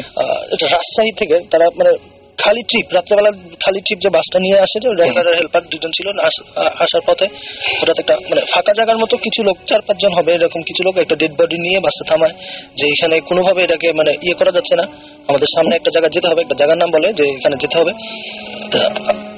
একটা ইয়ে চায় আর কি, লিফট চায়। হ্যাঁ, একটা লিফট চায়। তখন বাস ওরা কি কথা মানে কি মানে মানুষ মারা গেছে, এটার উপর তো কিছু নাই, তো 2জন ডেড বডির সাথে 2জন লোক ওঠে, খালি বাস একদম পিছনে সিটে বসে ওরা বসে, বাস চলছে। মানে হঠাৎ হেল্পারটা মানে কিছু একটা পেছনের দিকে তাকিয়ে কিছু একটা মানে সে দেখে, সে নাকি তখন কিছুক্ষণের জন্য হতভম্ব হয়ে যায় একদম। তারপরে সে তার গামছাটা দিয়ে বা বাসের ইয়েটা মিররটাকে ঢেকে দেয় যাতে ড্রাইভার পেছনে না দেখে। আচ্ছা। সে মানে এইরকম অবস্থায় অনেকক্ষণ চলছে আর কি। সে যেটা দেখছে সেটা হচ্ছে যে পেছনে সে তাকানোর পরে প্রথমে দেখছে যে পেছনে 2 লোক ওই কাফনের কাপড়টা খুলে ডেড বডিটা খাচ্ছে। ওকে, মানে যারা সঙ্গে ছিল। হ্যাঁ, এবং ওর সাথে মানে চোখাচোখি হওয়ার পরে ওরা ইশারা করছে যে তুমি চুপ থাকো।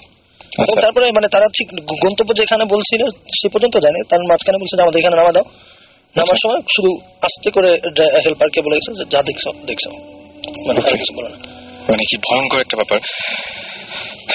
আচ্ছা, আমরা মানে আসলে কিছু বলার নাই এখানে, মানে কিছুই বলার নেই। যারা এক্সপিরিয়েন্স করেছেন তারা সেই ঘটনাটা সবচাইতে সেই মুহূর্তে তাদের কি অবস্থা হয়েছিল জানেন শাকিব ভাই? মানে খুবই অদ্ভুত লাগছে ব্যাপারটা আমার কাছে।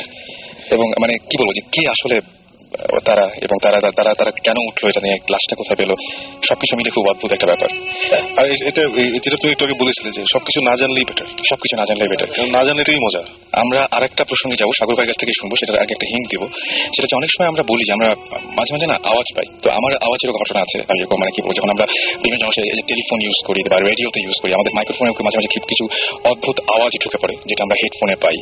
তো এটা সত্যি মিথ্যা, যারা হচ্ছে অনেককে শুনছেন আমাদেরকে হয়তো অনেক সময় কোনো একটা নয়েজের মতো শোনেন, ভাবছেন যেটা মনে হয় হয়তো এরকম ফ্রিকোয়েন্সি ঝামেলা, কিন্তু সত্যি কথা বলতে যে অনেক সময় কিন্তু ফ্রিকোয়েন্সি ঝামেলা ছাড়া এরকম ঘটনা ঘটে যেটা আমাদের কানে ধরা পড়ে না কিন্তু যন্ত্রে ধরা পড়ে। সেরকমই একটা ঘটনা আমি সাগরের কাছে শুনবো। আমি এই ঘটনাটা শুনেছি, এই জন্যই বলছি যে একটু আগে আমরা শুনলাম ঘটনাটা তার একদম নিজের জীবনে ঘটাই ঘটনাটা। কতদিন আগে হবে এটা? না, এটা গত বছরের ঘটনা, বছরের ঘটনা। এবং মানে ওই আমি প্রথমে যেটা বললাম যে আমার সেই ঘরটা, যে ঘরটাতে ভয় পাই সবসময় আমরা, সেই ঘরটাতে আমি যেটা হচ্ছে কি আমি গান গাইতে পারি না, কিন্তু কি শখও আবার চাপা রাখতে পারি না, নিজে নিজে গান কম্পোজ করে নিজে নিজে লিরিক্স দিয়ে আবার নিজে নিজে রেকর্ড করি। তো একটা গান, সেটা গানটার লিরিক্সটা পুরোপুরি এবার আমার মনে নাই, কিন্তু গানটা বেশ মানে কি এগুলি আছে, মানে স্পিরিচুয়াল ব্যাপারটা আছে। স্পিরিচুয়ালও ঠিক না, মানে মৃত্যুর একটা প্রসঙ্গ আছে। আচ্ছা, সেটা এখানে ব্যাপার নয়, কিন্তু আমি ফোনের ভিডিও অপশনটা দিয়ে নিজেই আর কি ফোনটা সামনে সেট করে নিজে গিটার বাজায় গানটা বাজায় শুনলাম নিজে, বাহ মুগ্ধ। তারপরে অফিসে এনে সুন্দর ডেস্কটপে নামায় যখন শুনতেছি, আমি শুনতেছি, আমার কলিগ সাইফুল, আমার বস আসিফ ভাই, এরা ছিল সবাই। তখন একটা জিনিস কি, গানটার মানে কোরাসের যে জায়গাটা, ঘরে তো আমি একা, একদম একা, দরজা লক করে, যাতে আব্বা মা শুনলে আবার কি আমি একটু লজ্জা পাবো নিজে গান গাচ্ছি। কিন্তু কম্পিউটারে যখন বাজাচ্ছি তখন না ঠিক কোরাসের জায়গাটাতে আর একটা ভয়েস হারমোনাইজ করে, মানে আমরা হঠাৎ করে মানে কি যে 2 জনে করছি, আমার তো পরে কি মানে সেকেন্ড অক্টেভে গিয়ে করে, আরেকটা পরের অক্টেভে গিয়ে হারমোনাইজ করে, একদম ক্লিয়ার যে ওয়ার্ডটা আমি বলতেছি ওই ওয়ার্ডটাই হারমোনাইজ করতেছে।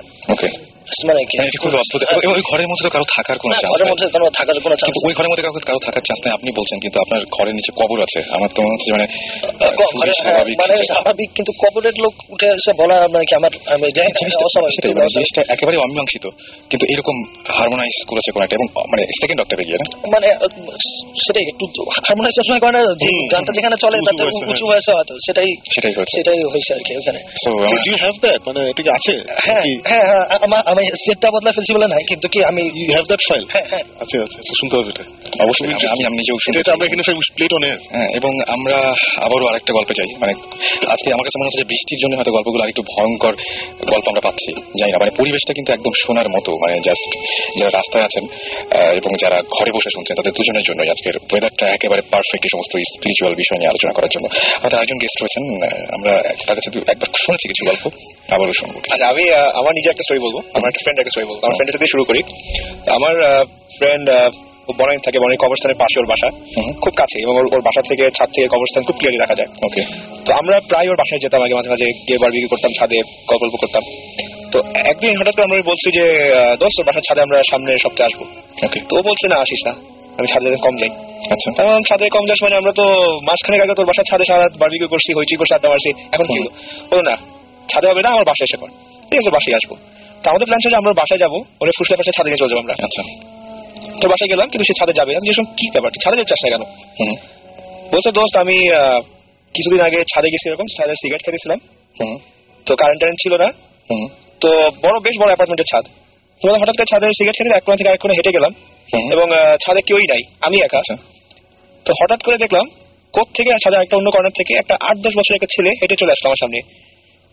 আমার দিকে তাকাইলো, কোনো কথা বলতো, হেঁটে সে ছাদের আরেকটা কর্নার দিকে চলে গেল। তা আমি জিজ্ঞেস করলাম, তুমি কোত্থেকে আসছো, কে? কোনো কথা বলো, সে হেঁটে চলে সিঁড়ি নেমে চলে গেল। আচ্ছা, আমি ভাবছি বলে ঠিক আছে, হয়তো লজ্জা পেয়েছে, ছোট ছেলে। আমি তার সিগারেট খেতেছি, একটু পর্যন্ত কারেন্ট আসছে, তো ছাদের একটা কর্নার সবসময় অন্ধকার থাকতো, লাইটটা থাকতো না। তো আমি এখানে সিগারেট নিভাইতে গেছি, গিয়ে দেখি এক বয়স্ক লোক নামাজ পড়ছে জায়গায়। আচ্ছা। আমি যখন সিগারেটটা, আমার হাতে সিগারেটটা সে জায়গায়, মানে একদমই একটা নামাজ পড়ছে, এবং আমি যেদিকে দাঁড়াইলাম উনি জাস্ট ডান দিকে মাথা ঘুরে আমার দিকে তাকাইলো। আচ্ছা। তাকে জাস্ট নাই কিছু।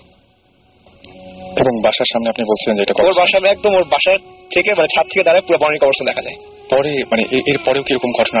এরপরে সে ছাদে যায়নি। স্বাভাবিক, খুবই স্বাভাবিক যে ছাদে যাওয়ার কোনো কারণই নাই।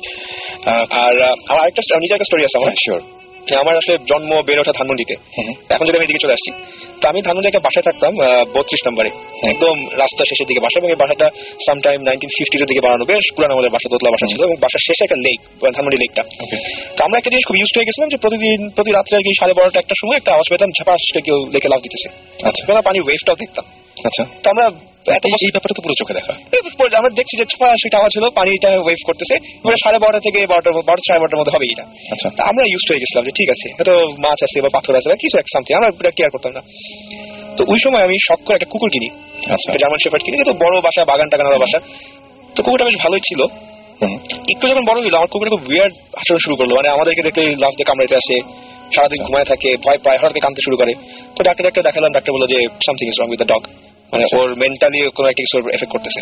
তো তার মানে জিজ্ঞেস করলাম তুমি কি মারো নাকি কুকুরকে? সে তো না, কিছু করি না। তো সে আমার বললো যে ভাইয়া, বাসায় প্রধান হুজুর আসবে, আমার সাথে কথা বলতে দিয়ে। তো আমি হুজুরকে ডাকায় আনছি যে আপনি কথা বলে দেখেন সে কি বলবে।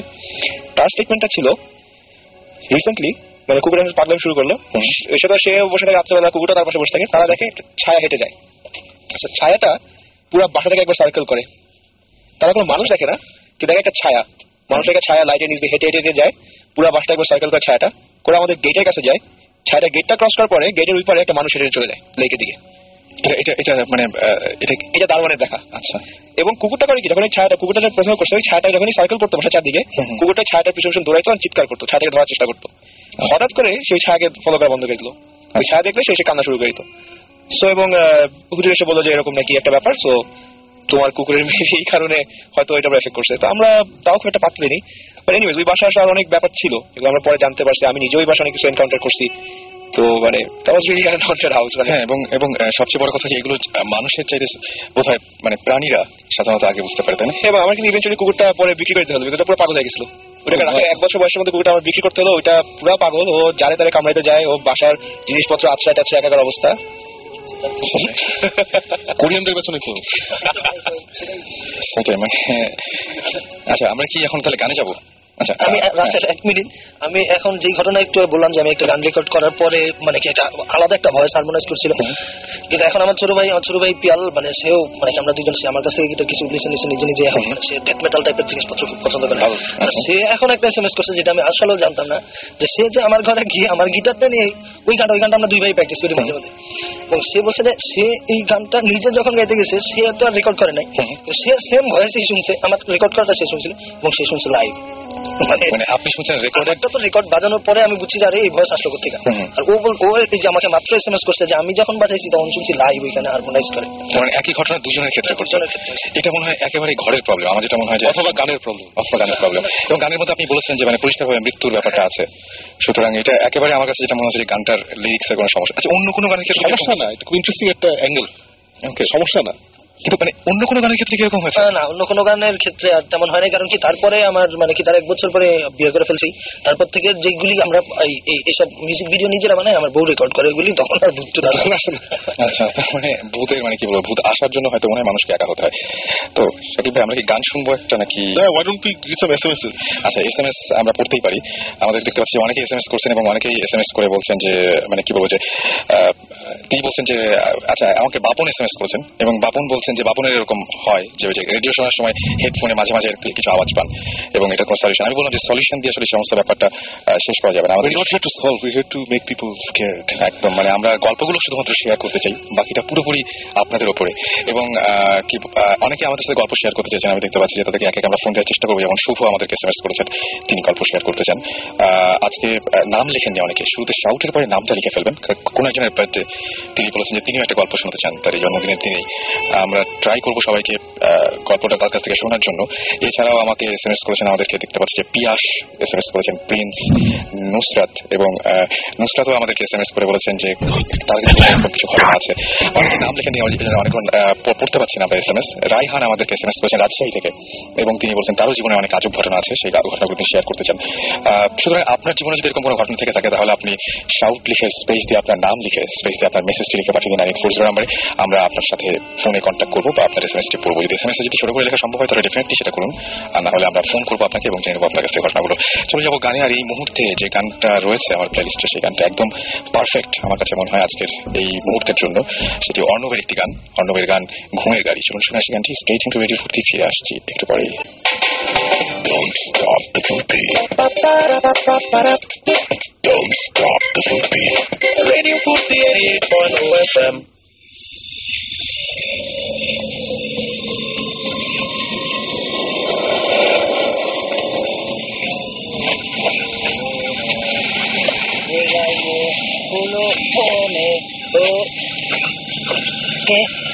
¿Qué, güey?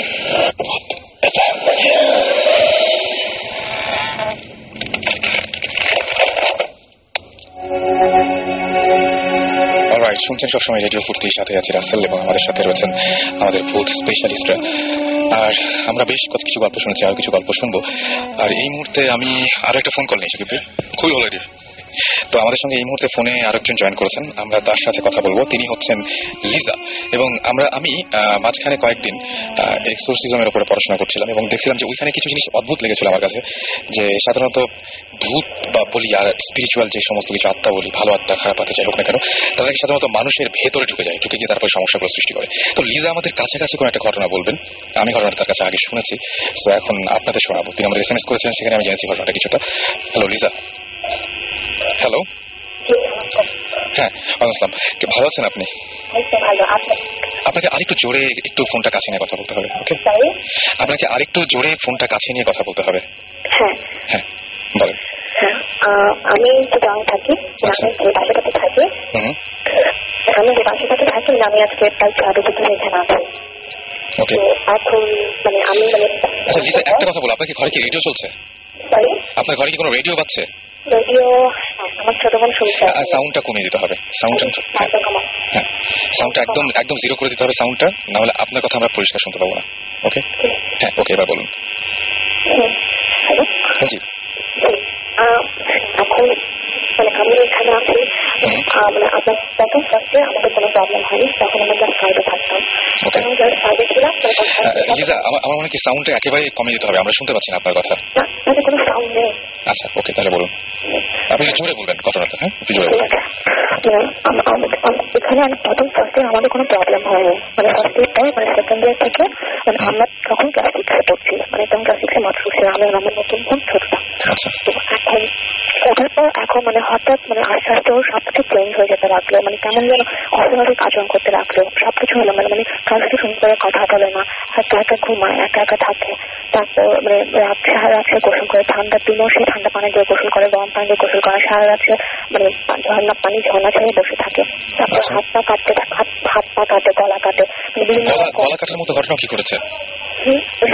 গলা কাটার মতো ঘটনা করেছে। আচ্ছা, তারপর মানে ছাদে মানে রাত 3টা 1টা 2টা উঠতে ছাদে যেত, এবং রাতে মানে ছাদে যে চিকন যে রিলিংটা থাকতো ওদের উপর কোনো প্রোটেকশন ছাড়া সে ওই রিলিংটার উপর হাঁটতো, এবং ওটা ছাড়া আরেকটা রিলিং ছিল ওখানে হাঁটতো।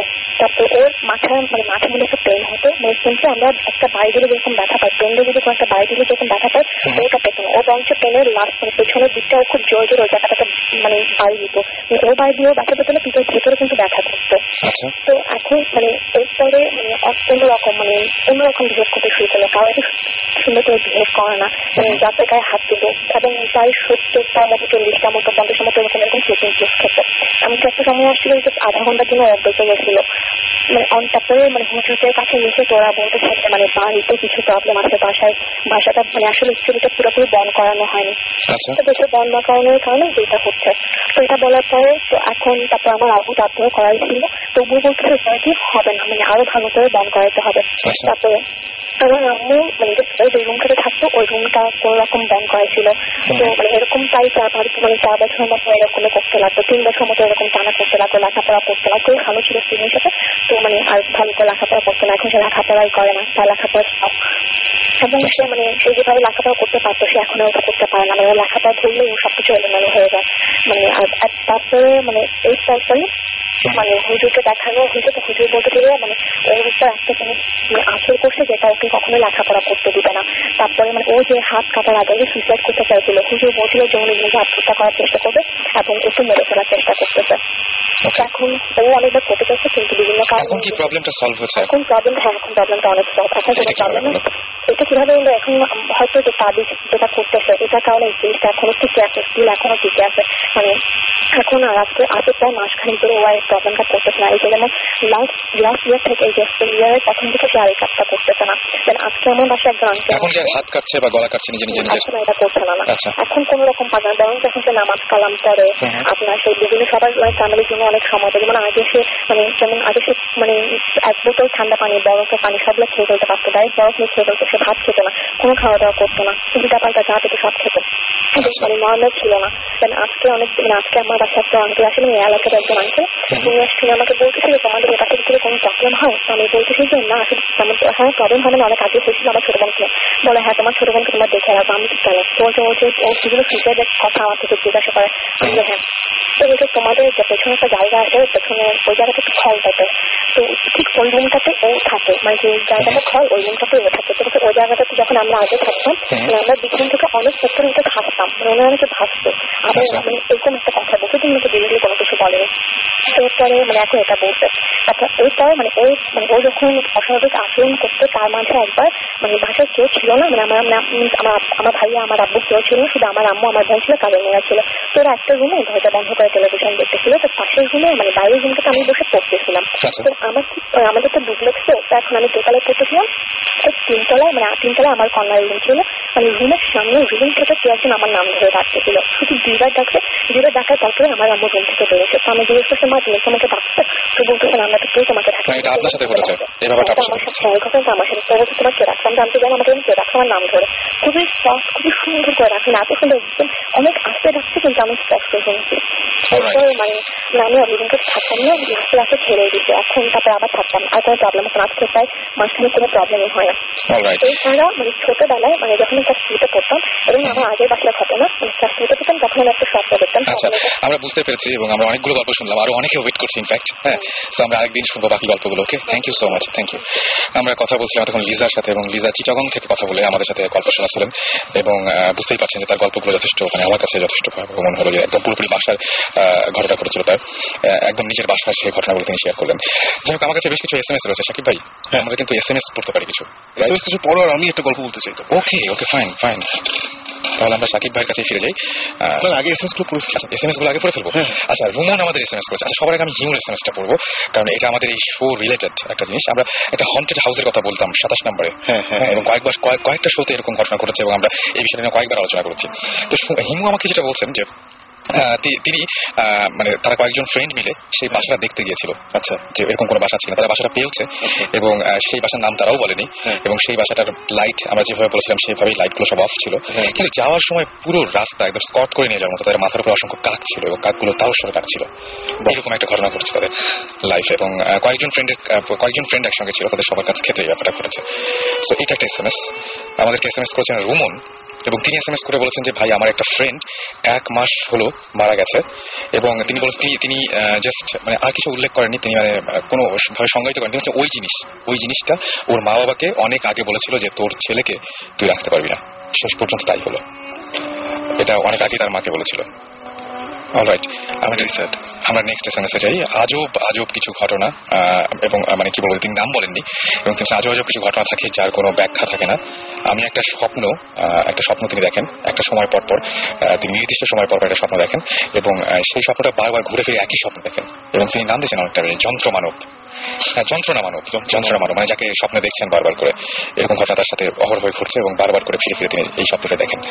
নাজিয়া আমাকে SMS করেছেন, এবং নাজিয়া SMS করে বলেছেন যে আমরা মাঝে মাঝে কিছুর অস্তিত্ব, যেমন মাঝে মাঝে কিছু শেড দেখতে পান উনি। অনেক সময় দেখেন যে শেড দেখতে পান, এবং ভয়ঙ্কর ব্যাপারটা হচ্ছে কিছু সময় সেই শেড গুলো হয় বা পুরোপুরি আস্ত একটা মানুষ দেখেন যিনি কিনা পুরোপুরি তার বাবার মতো, এবং তার মাথায় হাত বুলিয়ে দেয় মাঝে মাঝে। এরকম ঘটনা তিনি দেখতে পান আর কি। শুধুমাত্র যে ছায়া দেখতে পান কি কোনো কিছু তাই না, মাঝে মাঝে তার বাবাকেও তিনি দেখতে পান, যেটা মানে তিনি নিশ্চিত যে সেটা তার বাবা না। সাদ্দাম আমাদের SMS করেছেন, এবং সাদ্দাম বলেছেন যে আমি একটা স্বপ্ন দেখতাম 3টা রাতে তিনি একই স্বপ্ন দেখেছেন, এবং তিনি বলছেন ফার্স্ট রাতে দেখলাম যে আই এম কিলিং সামওয়ান, এবং নেক্সট সেটা হচ্ছে যে আর ঘুম ভাঙার পর দেখলাম যে তার বুকে, মানে স্বপ্ন দেখলো যে কাউকে খুন করছে, এবং ঘুম ভাঙার পরে সে আবিষ্কার করলো যে তার বুকের ভিতরে রক্ত লেগে আছে। মানে খুবই অদ্ভুত একটা ব্যাপার, যে বুকের ভিতরে রক্ত লেগেছে, এটা সে ঘুম ভাঙার পরে দেখেছে। মাই গড। তো এই ছিল আপাতত SMS। আর যারা এখন এবং যারা SMS করতে চান তাদেরকে আমি SMS করার নিয়মটা বলে দিই। সেলফোনের মেসেজ অপশনে গিয়ে টাইপ করুন SHOUT শাউট, স্পেস আপনার নাম, স্পেস আপনার মেসেজ, পাঠিয়ে 9840 নাম্বারে। দেখতে পাচ্ছেন যে আপনাদের SMS গুলো আমরা পড়ছি, এবং সময় হলে আমরা কল দিয়ে আপনার কাছ থেকে আপনার গল্পগুলো জেনে নেব, এবং গল্পের সেই হিন্ট আসলে SMS এর মধ্যে দিলে খুব ভালো হয়। আমরা তাহলে বুঝতে পারছি কোন ধরনের গল্প আপনি বলতে চাচ্ছেন, দেন আমরা আপনাকে কল করবো। ওকে, হ্যাঁ, আমাদেরকে আমরা আরেকটা গল্পের অপেক্ষা করছে আমাদের জন্য মনে হয়, রাইট? আমি নাজিয়ার SMS সাথে মিলে রেখে বলবো যে ডুপ্লিকেসি ব্যাপারটা, এটা আমি একবার এক্সপেরিয়েন্স করছি। তো আমি যে বাসাটা বলছিলাম ধানমন্ডি 32 নম্বরে, তো দ্যাট হাউস বেসিক্যালি একটা দোতলা একটা বাসা ছিল, উপরতলা বাড়িওয়ালা থাকতো, নিচতলা আমরা থাকতাম।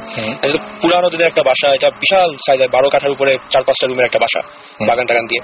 তো একদিন যেটা হলো যে মানে আমরা জানতাম যে বাসায় আসলে অনেক কিছু হচ্ছে পুরানো বাসা থেকে, আমরা কোনো একটা পাত্তা দিতাম না। তো একদিন আমরা বাড়িওয়ালাদেরকে দাওয়াত দিই, এবং আমাদের বাসা রাত্রেবেলা নিচে দাওয়াতে আসে, ফুল ফ্যামিলি আসে। তো আমাদের বাসাটা ছিল নিচতলায়, মাঝখানে একটা বিশাল বড় হল রুম, এবং হল রুমের চারদিকে 5টা বেডরুম, মানে হোটেলের মতো করে। এবং লাস্টে যে রুমটা, ওটা আসলে বেশি করে যাওয়া হতো না, অন্ধকার, বাসার শেষের দিকে দেয়ালের সাথে ছিল, তো বন্ধ থাকতো। তো খাওয়া দাওয়ার পরে আমার মা বললেন যে বাড়িওয়ালার ছোট ছেলেকে মিষ্টি দিয়ে আসো। আমরা খুঁজে পাচ্ছি না, ডাকতেছি। তো হঠাৎ করে শুনলাম ওই রুম থেকে উনি আমাকে বলতেছেন যে আমি এখানে। তো আমি একটু সারপ্রাইজ হলাম যে অন্ধকারের মধ্যে উনি কি করছেন এখানে। তো এই বাসায় বা কেন? হ্যাঁ, এই বাসায় বা কেন, হয়তো সিগারেট খেতে তো গেছে, হয়তো তাছাড়া মুরব্বীদের সামনে সিগারেট খেতে। তো আমি রুমে ঢুকছি, ঢুকে দেখি উনি বসে আছে, এবং বাইরে থেকে যে লাইট পড়তেছে, I could see his face properly. Okay, তার ওনাকে বললাম যে আপনি এখানে বসে আছেন কেন, আপনাকে সবাই খুঁজতেছে ভিতরে, আম্মা মিষ্টি পাঠাইছে আপনার জন্য। আচ্ছা, তুমি আমাদের তাকাইলো বললো যে তুই টেবিলে রেখে দাও। আচ্ছা, আমার সময় টেবিলে রেখে আমি রুম থেকে বের হয়ে গেছি। বের হয়ে যাওয়ার সময় বললাম যে আপনি এদিকে চলে আসেন তাড়াতাড়ি। তো বলে আমি হল রুমে গেছি, এন্ড হল রুমে গিয়ে I was shocked because I saw him, আমার বাবার সামনে সাথে দাঁড়ায়, উনি সামনে কথা বলতেছে। আপনি ওই রুমে আবার তাকে দেখে এসেছেন? তার সাথে মিষ্টি রেখে আসছি আমি, এবং আমি তাকে বললাম যে আপনি এত তাড়াতাড়ি কিভাবে এখানে আসলেন? উনি বললো তুমি কি বলতেছো? আপনি ওই রুমে মাত্র কথা বলে আসলাম, মিষ্টি দিয়ে আসলাম, আপনি এখানে চলে আসলেন আবার কিভাবে? আমি এখানে তো আব্বার সাথে কথা বলতেছি। আমি ওদের কিছু বললাম না, আমি রুমে আবার ব্যাক করলাম, লাইট জ্বালাইলাম, লাইট জ্বালা দেখলাম রুমে কেউ নাই, চেয়ারটা ব্যাকা করা, মানে কেউ বসে ছুটে চলে গেছে এবং মিষ্টি বাড়িটা খালি। তো আমার মনে হয় যে ডুপ্লিকেসি অস্কার। এটার আরেকটা স্টোরি আছে, মানে এটা ধামইতে আমার চিরময় হয়েছিল। এই স্টোরিটা শোনা আমার মায়ের কাছ থেকে। এখন জিনিসটা হচ্ছে আমি আমার জন্ম চিরগঙ্গে, সো আমার জন্ম হওয়ার পরেই আমি কয়েক বছর ছিলাম একটা জায়গার নাম দেব পাহাড়। আচ্ছা। এন্ড ওই জায়গাটা জানাই সবার মধ্যে যে একটু ডিফারেন্ট, ওকে এইভাবে বলে মানুষ। সো আমার বয়স তখন 2-3 বছর হবে। সো আমার মা আমাকে ঘুম পাড়িয়ে এসেছে, আর আমি ওয়াজ নোটোরিয়াস ফর দুষ্টামি, সো ঘুমাতাম না খুব। অনেক কষ্টে ঘুম পাড়িয়ে রেখে এসে মানে একটা লম্বা করিডোর এসে, ঠিক আছে, ওয়ালের সাথে লাগিয়ে একটা আয়রনিং টেবিল ছিল, ওখানে বসে ইস্ত্রি করছে দাঁড়িয়ে দাঁড়িয়ে। সো কিছুক্ষণ পরে এসে দেখে যে সে আমি ঠিক তার শাড়ি টেনে তার সামনে দাঁড়িয়ে আছি, দাঁড়িয়ে তার দিকে তাকিয়ে আছি অনেকক্ষণ ধরে তাকিয়ে আছে। তোমাকে তখন একটু যেতে চাইবো, তোমাকে এই মাত্র আমি ঘুম পাড়ে আসছি কিছুক্ষণ আগে, মানে তুমি কি এখনো কি ঘুমাবো না, তুমি এক্ষুনি তোমাকে আমি ঘুম পাড়াচ্ছি, এবার যে দুষ্টামি করবো না। জাস্ট সুইচ অফ করলো, নিচে তাকালো, দেখে আমি নাই। সো দৌড় দিয়ে আবার কোয়াইট লং করিডোর দৌড় হয়েছে, দেখে জন্য রুমে আমি ঘুমাচ্ছি ওখানে যে বেড়ে রেখে এসেছিল। সো এটা একদম চোখের সামনে ঘটেছে। সামনে। আর এই জিনিসটা হচ্ছে যে আমার ছোটকাল থেকে আমার অনেক বাসায় থেকেছি আমি চিরগঙ্গে। ওই বাসায় অনলি বাসা যেখানে আমি প্রত্যেকটা জিনিস আমার মনে আছে, কারণ I don't know for what reason, যে এত কম বয়সে মনে থাকার কথা না, কিন্তু আপনার মনে আছে। হ্যাঁ, যেমন সবচেয়ে হন্টেড প্লেস ছিল in that house was the kitchen. Okay, যে ওইখানে কেউ এসে, আপনি দাঁড়িয়ে আছেন, কেউ এসে ঠিক আপনার শরীরে হাত রাখবে, হাত রাখার পরে সুয়েসি টার্ন অন, কেউ নেই। আর এইভাবে ডিস্টার্ব করতে থাকে, একবার না, দুবার না, তিনবার না, চারবার না। এই জিনিসটা মানে আমার কাছে হয়, এবং আমার কাছে সবচেয়ে আশ্চর্য লাগে, আমি কোনো কিছু দেখছি না, কিন্তু না মানে মাঝে মাঝে যখন ফিলিংটা হয় না যে কেউ পিছনে দাঁড়িয়ে আছে বা এই মুহূর্তে কোথায় হাত রাখবে, এর চাইতে ভয়ঙ্কর কোনো কিছু। হ্যাঁ, কিন্তু হাত রাখবে না, এটা রাখতো। আচ্ছা, এবং সেটা আপনি বুঝতে পারতেন, টাচ করতে তখন এত খারাপ পজিশন চলে গিয়েছিল যে আমার মা পুরো একদম কিচেন উঠায় নিয়ে ড্রয়িং রুমে চলে আসছিল। সো এটা আবার ঢাকায় হয়েছে। আমার একটা ফ্রেন্ড এসছে আমার বিয়ে বাসায়, আমার লাস্ট বাসায় ছিলাম যখন। সো আমার আব্বাকে হেল্প করছে কুকিং, আমার father is a very good cook. So আমার আব্বা এদিকে ডিশ হচ্ছে, আমার ফ্রেন্ডকে বলি যে তুমি একটু নেড়ে দাও, there is a distance from the sink, ঠিক অপোজিট দিকে সিঙ্ক আর এদিকে হচ্ছে চুলা। সো হঠাৎ যিনি কেজে পুরো হাত রাখলো এইভাবে করে, ঘুরে তাকিয়ে দেখে যে কেউ নাই, আমার বাবা পিছনে অনেক দূরে। তোমার এটা অনেকের সাথে ঘটছে, ঘটেছিল, হয়েছে। সে দূরে আমার রুমে আসলো যে তোমার বাসায় কিছু আছে? হ্যাঁ, ওকে। আমরা একটা আপনি এখন আবার অন্য কোথাও নাই তো? আমি অন্য কোথায় আছি এখন। প্রবলেম হচ্ছে যে মানে এই এক্সপিরিয়েন্স গুলো আমি মানে অনেক থ্রুআউট মাই লাইফ আমি দেখে এসেছি, কিন্তু এক পয়েন্টে যেমন বললাম ফার্স্ট এপিসোডে যে আমার বিশ্বাস এসেছে আমার 14-15 বছর বয়সে, যখন আমি প্রথম দেখলাম হাত পাকাগুলো। আমি বুঝতে পারছি। আচ্ছা, একটা জিনিস আমি সাকিব ভাই আপনাকে বলেছিলাম যে একটা অদ্ভুত মানুষের খবর দিব, এটা আমার কিন্তু সাগর ভাইয়ের কাছ থেকে শোনা, যে অদ্ভুত একটা মানুষ, বাগেরহাটের একজন অদ্ভুত মানুষ আছে। আমার সাকিব ভাইয়ের গল্পটা একটা গল্প আমরা যাবো, আমরা মনে হয় আর বেশিক্ষণ চালাতে পারবো না, শেষ করবো সাকিব ভাইকে দিয়ে। হ্যাঁ, সেই সময় প্রায় হয়ে যাচ্ছে, সুতরাং আমরা এটা শুনে নেই, যে আমরা কিছু জিনিস শুনে সাকিব ভাইয়ের আমরা লাস্টে রাখছি একদম। আচ্ছা, ঠিক আছে। বাগেরহাটের মানে হচ্ছে গিয়ে আমার মানে মেজো খালা, সে এটা ঘটনা, আমি দুটা ঘটনা বলছি। একটা ঘটনা হচ্ছে খালা ঘটনাটা হচ্ছে গিয়ে 40 বছর আগের ঘটনা, মানে এটা একটা যে পজেস কাহিনী আর কি, যে একদম মানুষ ধরে যে সে একদম ওই পেশেন্ট হোক যা হোক, সে প্রথম যখন এই আক্রান্ত হয় স্পিরিট দ্বারা, তখন সে ক্লাস 3-তে পড়ে, এবং তাকে আমার মার দিককারই একজন রিলেটিভ, সে আবার এইসব টুকটাক ব্ল্যাক ম্যাজিক এগুলি করতো, স্পিরিচুয়াল সমস্ত ব্যাপার স্যাপার সে করতো। সে আমার খালাকে একটা সার্কেল করে, সার্কেলের ভেতর বসে খালার কপালে কি একটা হয়তো পেন্টাগ্রাম বা কিছু একটা, আমি জানি না, কিছু একটা আঁকার পর থেকে খালা খুব মানে কি অন্য ভয়েস, টোটালি অন্য ভয়েস, অন্যভাবে কথা বলতে শুরু করে, এবং বলতে শুরু করে তার নাম রাজ্জাক। এবং সে আশ্চর্য ব্যাপার হচ্ছে, সে তখন আমার বাবা ঢাকায় থাকতো, সে কি করতেছে এগুলি বলে দিতে পারছে ওখান থেকে। এটা হচ্ছে প্রথম দিকে। তারপরে না ওই স্পিরিট আর যায় না, এটা হতে হতে আমার আম্মা, আমার ফুপু টুপু যারা সবাই ইউজ টু হয়ে গেছে ব্যাপারটার সাথে। কিন্তু একদিন ভোরবেলায় হঠাৎ করে আমার আম্মা এবং আমার নানি দুজনেই খুবই সারপ্রাইজ। কারণ কি না, তার আগের দিন রাতে হচ্ছে কি সবাই একসাথে বসে মানে ঘরের মধ্যে গল্পটা করছে, হঠাৎ করে আমার খালা যে না এই সর করে আমার আম্মার পিছনে গিয়ে লুকাছে, আসতেছে আসতেছে। এবং ঘরের ভিতরে তখন সেদিন ছিল আমার সেজো চাচা ছিল, আমার বাবাও ছিল, তারপরে আম্মা ছিল, আর অনেকে ছিল। তারা দুইটা অস্তিত্ব দাপাদাপি টের পাচ্ছে ঘরের মধ্যে। এবং তাদেরকে আমি যত বলি যে এগুলি ভুয়া, তারা কোনোভাবে জানে আমরা যে জিনিস এক্সপিরিয়েন্স করছি এটা কেউ বলে বিশ্বাস করতে পারে না। তারা লুটোপুটি একটা আওয়াজ টের পাচ্ছে এবং ফিল করতে পারতেছে। তারপরে করতে করতে খালার পরে জ্ঞান হারালো, মাথাটাতে পানি দিলে সকালবেলা আমার আম্মা চিৎকার শুনে বাড়ির সবারই করছে। কারণ কি সকালবেলা আম্মা গ্রামে যেটা করে, মাছ, শিং মাছ টিং মাছ রাখে একটা জারের মধ্যে কয়েকদিনের জন্য, খালাটার ভিতরে হাত দিয়ে কাঁচা শিং মাছ একদম কচর কচর কচর কচর করে মানে সবাই দেখেছে আর কি। আমার দেখে চিৎকার করার সাথে সাথে তো আজকে শেষ মাছ কাঁচা মাছের। এবং সে যেটা করছে তারপরে যেমন খাওয়ার পরে যেমন ভূতেদেরও মানে সফট ড্রিঙ্কস এর দরকার পড়ে, সে একদম কেরোসিন রাখা থাকে যেটা ওইটা মাছটা খাওয়ার পরে কেরোসিনটা ডক ডক ডক ডক করে কেরোসিন রেখে দিচ্ছে এবং তার কিছুই হয় না। এবং কেরোসিন খেয়ে সে লাইভ লাইভ এবং তারপর থেকে সে আগের দিন বলতো যে আমার নাম হচ্ছে রাজ্জাক এবং তারপর থেকে সে বলা হচ্ছে আমার নাম হচ্ছে অনন্ত রাজ্জাক খান। চলে গেছে। আচ্ছা, এ হচ্ছে খালা। এবং খালা আমরা জন্মের পরে খালার এখনো সেই ধরনের জিনিসপত্র আছে। খালা আমাদের বাসা আসলে প্রায় এই ধরনের কথাবার্তা বলে এবং মেন্টাল হোক যে কারণ হোক, সে যখন তার চোখ মুখ লাল হয়ে যায়, এখন আর আগের মতো বলতো এইসব বলে না, কিন্তু তার চোখ মুখ যখন লাল হয়ে যায় তখন আমাদেরও একটু হাত পা ভারী হয়ে যায়। মানে আবার কি হয়, আবার নতুন করে কি হয়? 40 বছর আগের ঘটনা। আর রাস্ট আমি বলতেছি বছর 2 আগের ঘটনা, সেটা হচ্ছে আমার শ্যালিকা। এটা মডার্ন, অনেক মডার্ন, সব দিক থেকে মডার্ন ঘটনা। কারণ এটা হচ্ছে আমার বিয়ের কিছুদিন আগে আমি আর আমার ওয়াইফ গেছি ওর বাসায়, মানে আমার ওয়াইফের কাজিন। ভোরবেলায় 9টার দিকে গেছি, তখন সে ঘুম থেকে ওঠে না। আমরা ডাকতেছি উঠো। ওঠার পরে সে আর মানে কি কোনো সাউন্ড করতে পারতেছে না, চোখ মুখ এমন হয়ে গেছে, শুধু ইশারায় বোঝাচ্ছে যে আমার মুখ থেকে মুখ দিয়ে কিছু একটা ঢুকছে ভিতরে। আচ্ছা, আমি তো কলাবাগান বাসায় তাড়াতাড়ি করে চেয়ারে বসার নামায় সমরিতা নিয়ে গেছি। সমরিতা ডাক্তার বলে যে ঠিক হয়ে যাবে, এই বয়সে মেয়েদের এরকম হয়। ঘুমের ওষুধ দিল, কথা কিন্তু সে তখনও কথা বলতে পারে না। তো আমরা সন্ধ্যার দিকে আবার বাসা নিয়ে আসছি, তো কথা বলতে পারে না। রাত্রেবেলা আমার ওয়াইফ বলতেছে, আর আমার ওর ছোট বোন 2জন ওর সাথে আছে, বাবা মা তখন ঢাকার বাইরে ছিল, বলেছে যে কেমনে জানি হাসতেছে, ভয় করতেছে আর কি। তারপরে আমি গেছি, গিয়ে তারপরে বলতেছি যে তখন নর্মাল মানে উদ্ভট কিছু করতে পারতেছে না, যাচ্ছে কথা বলতে পারতেছে না মুখ থেকে। ইন্টারেস্টিং ব্যাপারটা হচ্ছে যে আমি বললাম যে তাহলে আমাদের SMS এ জানাও যে তোমার এক্সপিরিয়েন্সে কি লাগতেছে, কেমন লাগতেছে। কাকতালীয় ব্যাপারটা যেটা হচ্ছে সেটা হচ্ছে কি SMS এ সে লিখতেছে, আমার কথা মানে ধরতে পারতেছে, আমরা কি বলতেছে সেটা শুনতে পাচ্ছি, কিন্তু বলতে পারছি না কোনো কথা না। কিন্তু সে তার ঘন্টাখানেক আগে যেভাবে হাসছে সর্ট অফ মেল ভয়েসে, মানে সেটা শুনে আমার ওয়াইফ তারা মানে বেশ ঘাবড়ে গেলে। তারপরে SMS এ যখন আমাকে লিখতে গেছে তুড়ি ঘুড়ি করে লিখতেছে, আমার হাতও কাঁপতেছে, কিন্তু SMS এর অপশনটা হয়ে গেছে কি নাম্বারের অপশনে চলে গেছে। আচ্ছা, পিছনে আমার ওই মৌ যে ওর ছোট বোন, আমার ওয়াইফ, আমি 3জন খাটে এরভাবে আমরা পিছনে দেখতেছি যে কি লেখে। ওই নাম্বারের অপশনে চলে গেছে, মানে ABC বদলে নাম্বার। এখন বারবার M চাপ দেয়, বারবার না 666। এখন আমার ওর ছোট বোন যে 666 এর মানে বুঝে না, আমি তো এদিক দিয়ে আমার আছে 666 এখানে আসলে কি। যাই হোক, তারপরে সে মানে কি 2 দিন পরে সে মোটামুটি নর্মাল হয়েছে। সে যেটা বলছে যে সে একটা স্বপ্ন দেখছে, যেটা হচ্ছে একটা কালো কিছু তার মুখ দিয়ে ভিতরে ঢুকে গেছিল। অলরাইট, কালো কিছু কি সেটা সে বলতে পারে, মানে ফিগার আউট করতে পারে না, কিন্তু সে জাস্ট বলছে যে কালো একটা কিছু তার মুখ, কালো একটা কিছু তার মুখ দিয়ে ঢুকছিল আর কি। সেই টেপ কোন ডিস্টার্ব করতে পারেনি না, সেটা সে বলতে পারে না। কিন্তু আমি এখন অপেক্ষা আছি যে ভালো হলো, নিশ্চয়ই আবার একদিন ধরবে। সেটাই মানে, কিন্তু ব্যাপারটা আসলে সে প্রায় আমাদের এই যে মানে জাহাঙ্গীরনগর থেকে মানে কয়েক বছর আগে। এখন কি সুস্থ উনি? এখন সুস্থ।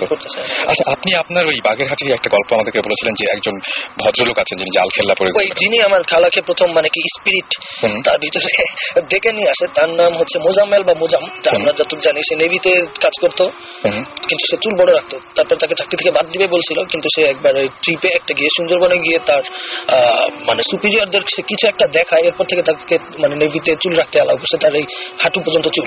আচ্ছা, মানে আমি এবার তাকে ঢাকায় নিয়ে আসবো, আসলে অবশ্যই আমি আপনাদেরকে ইনভাইট করবো। এবং সে খালার আর একটা বড় ব্যাপার কি, খালা 3-তে থাকতে প্রথম এই পজিটিভ ঘটনা ঘটে। এবং 3-তে থাকতে সে যখন প্রথমবারের মতো খালাকে স্পিরিট থেকে সরায়, তখন একটা কালচারালি যেটা আছে ওরকম একটা ঘটনা, একটা কিছু করতে বলে। আমার খালা 9 লিটার পানি ধরে এমন একটা পিতলের কলস দাঁত দিয়ে কামড়ায়, মানে পুকুরের এপার থেকে ধরে ওই পারে হেঁটে গিয়ে মানে সেন্সলেস হয়ে যায়। কিন্তু এইটার ব্যাখ্যা আসলে বাকি সবকিছু আমি মানে কি হ্যালুসিনেশন বা মেন্টালি, কিন্তু কি একটা 3-তে পরে একটা বাচ্চা হাইয়েস্ট কত 9-10 বছর ওভার, সে 9 লিটার একটা জিনিস দাঁত দিয়ে কামড়া ধরে উঁচু কথা, মানে কি এত ফিজিক্যাল এনার্জি চলে আসবে এটা মানে। এবং এটা হচ্ছে কি আমার মার দিক মানে আমার কাছে আমার প্রায় 50 জন লোক মানে এখনো আমি চিনি তারা এটা এক্স্যাক্টলি। এটা হচ্ছে সবচেয়ে আশ্চর্যের ঘটনা যে মানে কিছু মানে এতগুলো মানুষ একসঙ্গে দেখেছে, সুতরাং এটা ভুল হতে পারে, একজন হতে পারে। আমার সেজন্য যে সেও এক্সপেরিয়েন্স, সে একজন সায়েন্টিস্ট, কিন্তু সে এগুলো একদমই উড়া দেয়। সে এইসব ব্যাপারে কোশ্চেন করলে একটু চুপ থাকে, কারণ কি এইসব ব্যাপার সে চোখের সামনে বলে যে মেন্টালি এরকম হলে অনেকের এই ধরনের এনার্জি চলে আসতে পারে, কিন্তু কি এটা অ্যাবসার্ড। এবং সেই যেই গাছে কোনো ঢাল নাই, 20 ফিট হবে পরে গিয়ে ঢাল, সেই ডালে গিয়ে বসে থাকতো। সে প্রথমবার যখন আমার খালা মানে কি সেন্সলেস হওয়ার পরে স্কুল থেকে নিয়ে আসে, সেই স্কুলের হেডমাস্টারকে টোটালি মেল ভয়েস বলছে, মুজি স্যার আমাকে একটা সিগারেট দেন তো। একটা মেয়ে এই কথা বলছে।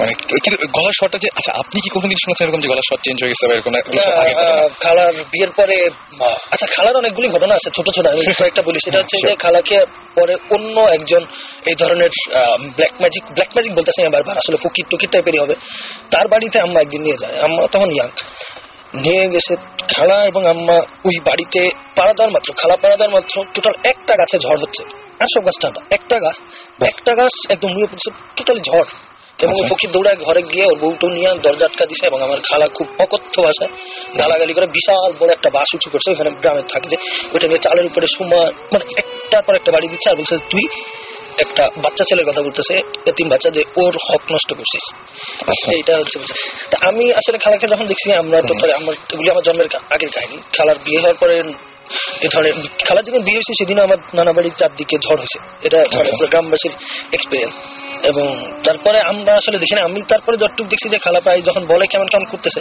তখন খালার চোখ লাল হয়ে যায় এবং তার হাসিটা একটু মানে কি অন্য টাইপের ম্যাক্সিমাম দাঁত সাধারণত হাসলে মানুষের শব্দ দেখা যায় তার শব্দ দেখা যায় এবং আমরা যেহেতু তার আগের হিস্ট্রি জানি তখন ব্যাপারটা ভয়ঙ্কর হয় এবং খালার সূত্র থেকেই মার দিকের এই সূত্র থেকে আমরা মানে কি আমরা বিশ্বাস করে যে আমার ভিতরে যেহেতু আমার এই ধরনের স্বপ্ন হইতো এই হতো শুরুতে আপনি যেটা বলছিলেন যে ফ্যামিলি থেকে হয়তো পাওয়া বা আমার একজন বৃদ্ধ না সম্পর্কে নানা আছে তাকে দিয়ে খুবই উইয়ার্ড একটা কাজ করেছে আমাদের বাসার চারদিকে সে আজান দিছে এবং বাসার চারদিকে আমার 4 ফ্রেন্ড ভাইয়ার 2 ফ্রেন্ড আমার 2 ফ্রেন্ড এত বড় বড় গজাল চিনেন হয়তো এগুলি আজান শেষ হওয়ার সাথে সাথে বাসার চারদিকে গজে দিছে যাতে কোনো স্পিরিট না করতে পারে কিন্তু আমার কিছুদিন হয়তো মেন্টালিটার জন্য আমি ভালো ছিলাম কিন্তু তারপরে আবার কাজ হয় নাই আমার যথারীতি এবং আমি 17th সেঞ্চুরির একটা মানে পেন্টিং দেখছি যেটাতে এই ধরনের এটা হচ্ছে ইনকিউবাস আর সাকিউবাস বলে দুটো ক্যারেক্টার আছে একটা মেয়েদের ধরে একটা ছেলেদের ধরে এটার একটা পেন্টিং এবং হুবহু পেন্টিংটা ওই যে লোমশ আচ্ছা টাইম আছে আমি আরেকটা ছোট্ট সেটা হচ্ছে আমার এক ফ্রেন্ড বিপু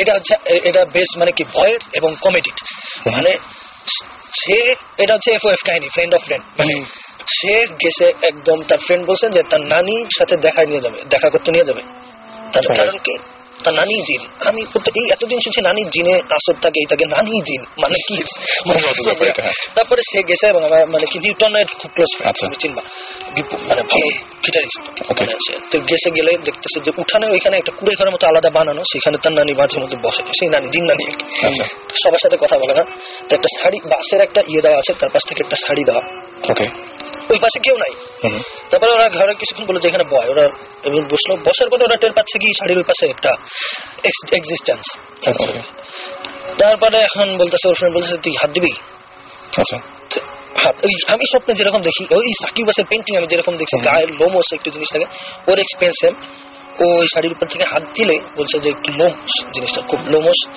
এবং তারপরে তার এক্সপিরিয়েন্স খুব ভয়ের এবং ওই ফ্রেন্ডটাকে যেটা জানাইছে মানে এখানে জিনিসটা একটু হালকা কমেডি মানে ভয়ের এবং কমেডি ওই মহিলার ছেলে আছে সে জার্মানিতে ডাক্তার এবং আমার ওই ফ্রেন্ডটার যে ও এমন চামবাজ ও বলছে কি ওরা একটা ডাক্তার মনে পড়ছে ওরা একটা ওষুধ আনার কথা সেটা মানে কি এখানে পাওয়া যায় না জার্মানির ওষুধ বলছে কি আমার একটু আইনা দিতে ধরবি এবং সেই ওষুধ পর দিন চলে আসছে এটা কি সত্যি মানে এটা এবারে জার্মানি থেকে সেই ওষুধটা চলে এসেছে বাংলাদেশে পরের দিন তার মানে কি জার্মানিতে একজন জিন ডক্টর আছে মানে কি বুঝতে পারছি মা যদি জিন হয় তাহলে ছেলে এরকম আমার কাছে মানে কি আমি ব্যাপারটা তো প্রমাণিত মানে ব্যাপারটা প্রমাণিত এখানে বলতেছে যে ও এক্সিস্টেন্সটা টের পাইছে হাত দিয়া না তার থেকে বড় কথা যে ওষুধটা একদিনের মধ্যে জার্মানিতে এখানে চলে আসলো তার মানে আমাদের এখানে তার মানে একজনের নানি যিনি জিন আছেন এবং জার্মানিতে একজন ডাক্তার আছেন যিনি জিন আর আমি জানি না যে জিন হলে আবার কি ওর মানুষ হলো মানে দুইটা মানে সাইন্টিফিক্যালি দুইটা স্পেসিসে মানে কি এটা হইতে পারে না মানে ওই জন্যই মানে অনেক কিছুই ব্যাখ্যা আসলে নাই যাই হোক আমরা মনে হয় শেষের দিকে চলে আসছি প্রায় তো আমরা সাকিব ভাইয়ের গল্প দিয়ে আজকে আসলে শেষ করতে চাই সাকিব ভাই কি বলেন বলি ওকে গল্পটা হচ্ছে একটা ভোটেস্ট কেস বেসিক্যালি যেটা আমরা ইনভেস্টিগেট করবো ইন দ্য নিয়ার ফিউচার ওকে আমরা যে ঘটনাটা শুনেছি সেটা হচ্ছে যে অনেক আগের ঘটনা এরকম অনেক স্টোরি আমরা হয়তো অনেকে শুনেছি হয়তো শুনিনি আচ্ছা স্পেসিফিক কিছু কারণে আমরা এখানে যাবো একটা লোক সে বাড়ি ফিরছিল ঢাকা থেকে অনেক দিনের কথা তো তখন তার এটা হচ্ছে ওই সিলেট হবিগঞ্জ ওই এলাকার আর কি ওকে তো হবিগঞ্জ সম্বন্ধে যারা বেশি জানে না সেটা হচ্ছে যে হবিগঞ্জ এই বর্ষার সিজনে অনেক ডুবে যায় এবং হবিগঞ্জে যদি কেউ যায় তাহলে দেখবে গ্রামের দিকে একটু ঢুকলেই হবিগঞ্জের শহরটা খুব ছোট আচ্ছা একটু গেলেই গ্রাম তো গ্রামগুলা অনেক দূরে দূরে আর ছোট ছোট ক্লাম্পসে আর ক্লাম্পগুলো সব একটু উঁচা জায়গায় আচ্ছা বুঝছো মানে ঢেউ খাওয়ানোর মতো একদম নিচে মানে খালি জায়গাগুলো হচ্ছে ঢেউয়ের নিচের পাটটা আর ঢেউর উপরের পাটটা ছোট গ্রাম আচ্ছা এরকম আর কি, মানে বেসিক্যালি ফ্লাড যেখানে একটু কম হয় ওখানে গ্রামটা হয়। আচ্ছা তো এরকম একটা সিচুয়েশন। তো এনিওয়ে তো নৌকা ডোয়া করে যাচ্ছিল, গিয়ে ঘাটটাতে নামছে, তো রাত হয়ে গেছে। আগে যেটা ছিল যে বাড়িটারি যেতে অনেক কষ্ট করতে হতো লোকজনদের, রাত হয়ে গেছে, সে হেঁটে হেঁটে যাচ্ছে, তখন হঠাৎ করে ভীষণ ঝড় বৃষ্টি শুরু হয়েছে। আচ্ছা তো সে তখন ওর তো অবস্থা টাইট, ভিজে টিজে একদম একাকার, কোথাও কাউকে দেখছে না, কোনো আলোবাতি নেই, তখন ইলেকট্রিসিটি তো ছিল না সব দিকে, এবং ঘুটঘুটে অন্ধকার। তো সে একটু ভয় পাচ্ছে, আবার ঠান্ডায় ভিজতেছে, মানে যাবতীয় বাজে অবস্থা। তো হঠাৎ সে তখন ওই রাতের বেলা চাঁদের আলো যতটুকু ছিল ওখানে দেখে যে দূরে একটা ছোট্ট মসজিদ দেখতে পাচ্ছে। আচ্ছা মসজিদে গিয়ে তো আচ্ছা ফাইন, একটা শেল্টার পাওয়া গেল। সে দূর দিয়ে মসজিদে যায়, মসজিদে গিয়ে এসে, আর গ্রামের মসজিদগুলো ছোট হয়, ছোট ছোট মসজিদ থাকে আর কি। তো ওখানে গিয়ে হি টুক শেল্টার। আচ্ছা শেল্টার নিল, শেল্টার নিয়ে সে ওই কাপড় টাপড় যা পারলো চেঞ্জ শেষ করলো, সাথে কাপড় টাপড় ছিল, চেঞ্জ শেষ করে সে সাফ টাফ করে সে বসে থাকলো, বসতে বসতে ঘুমায় গেল। আচ্ছা ঘুমায় গেছে, ভাবছে এখানে না ঝড়, তখন অনেক রাত আর কি, মানে 11টা 12টা হবে ওটা, ভাবছে যে রাতটা এখানেই সেরে দিই, এখন এত রাতে বেরোবো না। তো ঘুমায় গেছে, তো ঘুমের মধ্যে হঠাৎ ফিল করা শুরু করছে যে ওর অনেক গরম লাগতেছে ঘুমের মধ্যে। হ্যাঁ আচ্ছা, এরা কিন্তু ঝড় হচ্ছিল, আর ঝড় হলে কিন্তু ওই বৃষ্টি বাতাস ঠান্ডা হয়ে যায়, পুরো রাতের বেলা, এবং চারিদিকে যত পানি আরো ঠান্ডা হয়ে যাওয়া, ঠান্ডা হয়। তো ওর গরম, বেশ গরম লাগা শুরু করলো, অস্বস্তিকর গরম লাগা শুরু করছে। তখন হঠাৎ তার মানে গরমে তার ঘুম ভেঙে গেছে। ঘুম ভেঙে যাওয়ার পরে হি স সামথিং ভেরি স্ট্রেঞ্জ। কিরকম? সেটা হচ্ছে যে সে দেখে যে ওই মসজিদটা ইজ ফুল অফ পিপল। মসজিদটা, হ্যাঁ মসজিদ ইজ ফুল অফ পিপল, সবাই সাদা পাঞ্জাবি, এটা সবাই একই কথা বলে। ও বলছে যে সাদা পাঞ্জাবি, সাদা পায়জামা, এই সেই পাগড়ি টাগড়ি টুপি পরা, খুব ধবধবা সুন্দর দাড়িওয়ালা লোকজন, এভরিবডি ইজ প্রেইং। সবাই, হ্যাঁ সবাই দোয়া করছে বা সবাই নামাজ পড়ছে, হ্যাঁ সবাই দোয়া করছে, নামাজ পড়ছে, জিকির করছে, এবং সে এটা দেখে একটু ইয়ে হয়ে গেল যে কি ব্যাপারে এত রাতে এখানে তো লোকটা। তো সে তখন, সবাই তো নামাজ রোজা পড়ছে, মানে কালাম মানে দুধ পড়ছে, সে কথা বলার সাহস পাচ্ছে না, মানে আসলে ডিস্টার্ব করে কি হয়, নামাজ পড়ছে মসজিদই তো নামাজ পড়লো, কেন নামাজ পড়ছে সেটাই। সে ভাবলো আচ্ছা এত লোক নামাজ পড়ছে এত রাতে, হ্যাঁ এত রাতে আমি একটু পড়ি, আচ্ছা কারণ কেমন লাগে সবাই পড়তেছে, আমি এখানে বসে আছি। সেও খুব ইন্সপায়ার্ড হয়ে সে নামাজ পড়া শুরু করলো আর কি। নামাজ পড়ছে, এট ওয়ান পয়েন্ট সে সেজদা দিয়ে উঠে দেখে কেউ নাই। এইটুকু সময়ের মধ্যে সবাই উঠাও, হ্যাঁ ও সেজদা দিল, উঠলো, উঠে দেখে কেউ নাই। আচ্ছা কেউ নাই, তো সে ধর ঘাবড়ে গেল, কি ব্যাপার, ধাম করে স্বপ্ন নাকি, তখন সে একদম কনফিউজ হয়ে গেল, স্বপ্ন দেখলাম। আচ্ছা দেন সে একটা শব্দ শুনছে, কি জানি ঢুকতেছে মসজিদে। আচ্ছা মসজিদে তখন একজন ঢুকছে, ঢুকে ওকে দেখে চিৎকার দিয়ে দৌড় দিয়ে বাইরে পালা গেছে। মানে তখন যে যিনি মানে সেই মসজিদে আশ্রয় নিয়েছিলেন তাকে দেখে, হ্যাঁ তাকে দেখে সে যে লোকটা ঢুকছিল বিশাল এক চিৎকার দিয়ে দৌড়। আচ্ছা তখন সে তো completely confuse, what the hell is going on. তখন সে কি করবে, আর একটু ওয়েট করলো। তো তারপরে তখন ফজর টাইম হয়ে গেছিল বেসিক্যালি। ওকে তো একটু পরে এই আধা ঘন্টা 1 ঘন্টা পর পুরো আলো হয়ে গেছে। আলো হওয়ার সাথে তো ওই লোকটা ফেরত আসছে। আচ্ছা লোকটা ফেরত আসছে যে তখন বলছে কি ব্যাপার, তখন সে বেরোচ্ছে, তার সাহস কি ব্যাপার, আমাকে দেখে ভাবে পালালেন কেন। তখন বেসিক্যালি তখন সে ওকে অনেক স্টোরি করছে, অনেক এক্সপ্লেন করছে। স্টোরিটা খুব ইন্টারেস্টিং। স্টোরিটা হচ্ছে যে ওই মসজিদটাকে ওরা বলে জিনের মসজিদ। আচ্ছা ওকে, ওটা জিনের মসজিদ বলা হয়। আচ্ছা apparently this was built during হযরত শাহজালালের টাইম। ওকে মানে শাহজালাল যখন সিলেট কনকর করছিলেন, ওই দিক দিয়ে ঢুকছিলেন, ওনার 2টা আর্মি ছিল। আচ্ছা one was the normal army, আর একটা ছিল দ্য আনসিন আর্মি। ওকে এটা একটা টার্মও আছে, টার্মটা আমি ঠিক জানি না। আচ্ছা ট্রান্সলেট করলে এটা টার্মটা হচ্ছে unseen army. Unseen army okay. ওই আনসিন আর্মি একটা রিকোয়েস্ট ছিল টু হযরত শাহজালাল যে we need a place to pray. And সেই মানুষ সেই অ্যাপারেন্টলি এগুলো সত্যি মিথ্যা আমি জানি না, না ঠিক আছে সেটা ঠিক আছে। তখন হযরত শাহজালাল অ্যাপারেন্টলি ওই একটা ওই মসজিদ বানিয়ে দিয়েছিল যেখানে দিনের বেলা পিপল ক্যান প্রে, রাতে ওখানে কেউ যায় না। ঠিক আছে, রাতে ওই জিনরা নিয়ে গিয়ে নাকি ওখানে তারা তখন প্রে করে। হ্যাঁ তারা প্রে করে, এবং ওই ওই ভদ্রলোকের রাতে ছিল। তো জিনরা ওখানে গিয়ে হি স জিন যারা প্রে করতেছিল। ওকে জিনরা চলে গেছিল, দেখে শুভে সাদিকের সময় হয়ে গেছিল, দেখে জিনরা চলে গেছে। আর ওই মজ্জেম যে আসছিল সে এসে ভাবছে ওই ব্যাপারটা জিন, একজন থেকে গেছে, because he didn't expect to see anyone there. Right, so this is one story আর কি। আমরা ওখানে যাবো বিকজ এই মসজিদে আরো অনেক স্টোরি আছে যেগুলো আজকে আমি শেয়ার করবো না, আমরা সেগুলো জানতে পারবো। বাট এই মসজিদটা অনেক ইন্টারেস্টিং স্টোরি আছে, বাট আজকে একটা বললাম আর কি। না আমার কাছে অনেক ইন্টারেস্টিং, এবং আপনাদের খুব দ্রুত আমার মনে হয় সেখানে মুভ যাওয়া উচিত। না অ্যাবসলিউটলি গিয়ে দেখা উচিত যে কি অবস্থা। আর কোনো গল্প কি আজকে আছে? আমরা মানে এখনো কিছুক্ষণ মনে হয় বলতে পারবো যদি চাই, মানে যদি সেরকম কোনো কিছু থেকে থাকে। I am finished. আর কি বলবো বলো? তাহলে আমি একটা বলতে চাই, সাকিবের মসজিদ এক্সপিরিয়েন্স সাথে মিল রেখে, সেটা হচ্ছে যে অনেক আগে আমার নানা যখন জীবিত ছিলেন, তো উনার একটা শখ ছিল এরকম সুপার ন্যাচারাল খুঁজে বেড়াতেন। অফিসের পরে উনি আর উনার আমার আরেক নানার হাজব্যান্ড, দুই নানা মিলে ওনার গাড়ি নিয়ে খুঁজে বেড়াতেন। তো উনাদের একটা এক্সপিরিয়েন্স হয়েছিল হাইকোর্ট মাজারে মসজিদে, same experience that Sakib just told us. উনাদেরকে বলা হয়েছিল রাত 9টার পরে আপনারা কি মসজিদে আসবেন না, 9টার পরে আপনারা চলে যাবেন। এবং 9টার পর মানুষজন এসে নামাজ পড়ে সবাই চলে গেছে, এন্ড মুয়াজ্জিম বা যেই থাকে খতিব সেই মসজিদটা তালা মেরে গেছে। তো আমার নানা অনেকক্ষণ ঘোরাঘুরি করার পরে হঠাৎ করে 1-2 ঘন্টা পরে তারা শুনতেছে যে জিকিরের আওয়াজ, এবং তার মসজিদের কাছে গেছে, গিয়ে দেখতেছে জানলা দিয়ে ভিতরে অন্ধকার, বাইরে থেকে আলো আসতেছে, ভিতরে কোনো মানুষ নাই, কেউ নাই, কিন্তু ভিতর থেকে মনে হচ্ছে শয়ে শয়ে মানুষ বসে জিকির করতেছে, গুম গুম করে একটা আওয়াজ। তো ওনারা বেশ অবাক হয়ে গেছে ভিতর থেকে কে জিকির করতেছে। এবং একটু পরে একটা লোক আসছে ওনাদের কাছে, এসে আমার নানার পিঠে হাত রাখছে, তাকে শোনার দিকে, তাকে বলছে তোমরা চলে যাও এখান থেকে। এবং ওনার সঙ্গে চলে গেছে। এবং চলে যাওয়ার সময় গল্পটা কিন্তু বেশ সিমিলার, কিন্তু এবং চলে যাওয়ার সময় আমার যে আরেক নানা ছিলেন, উনি লোকটার দিকে তাকাইছেন, ওনাকে সালাম দিচ্ছেন, ওনার পায়ের দিকে তাকাইছেন এবং দেখছেন উনি মাটি থেকে উপরে উঠানে দাঁড়ানো, মাটি মানে ওনার পা মাটি টাচ করতে সামনে হতে পারে মানে, এবং বয়স্ক লোক, সাদা আলকেল্লা পড়া। ওকে, আমরা শেষ করবো শোটা। লাস্টে আরেকটা কথা সাগর, আপনার কাছে, আপনি যেহেতু বারবার করে দেখেন, আপনার কাছে একটা প্রশ্ন করবো, সেটা হচ্ছে যে কোনোদিন কখনো কোনো সময় একদম চোখের সামনে কিছু দেখেছেন কিনা?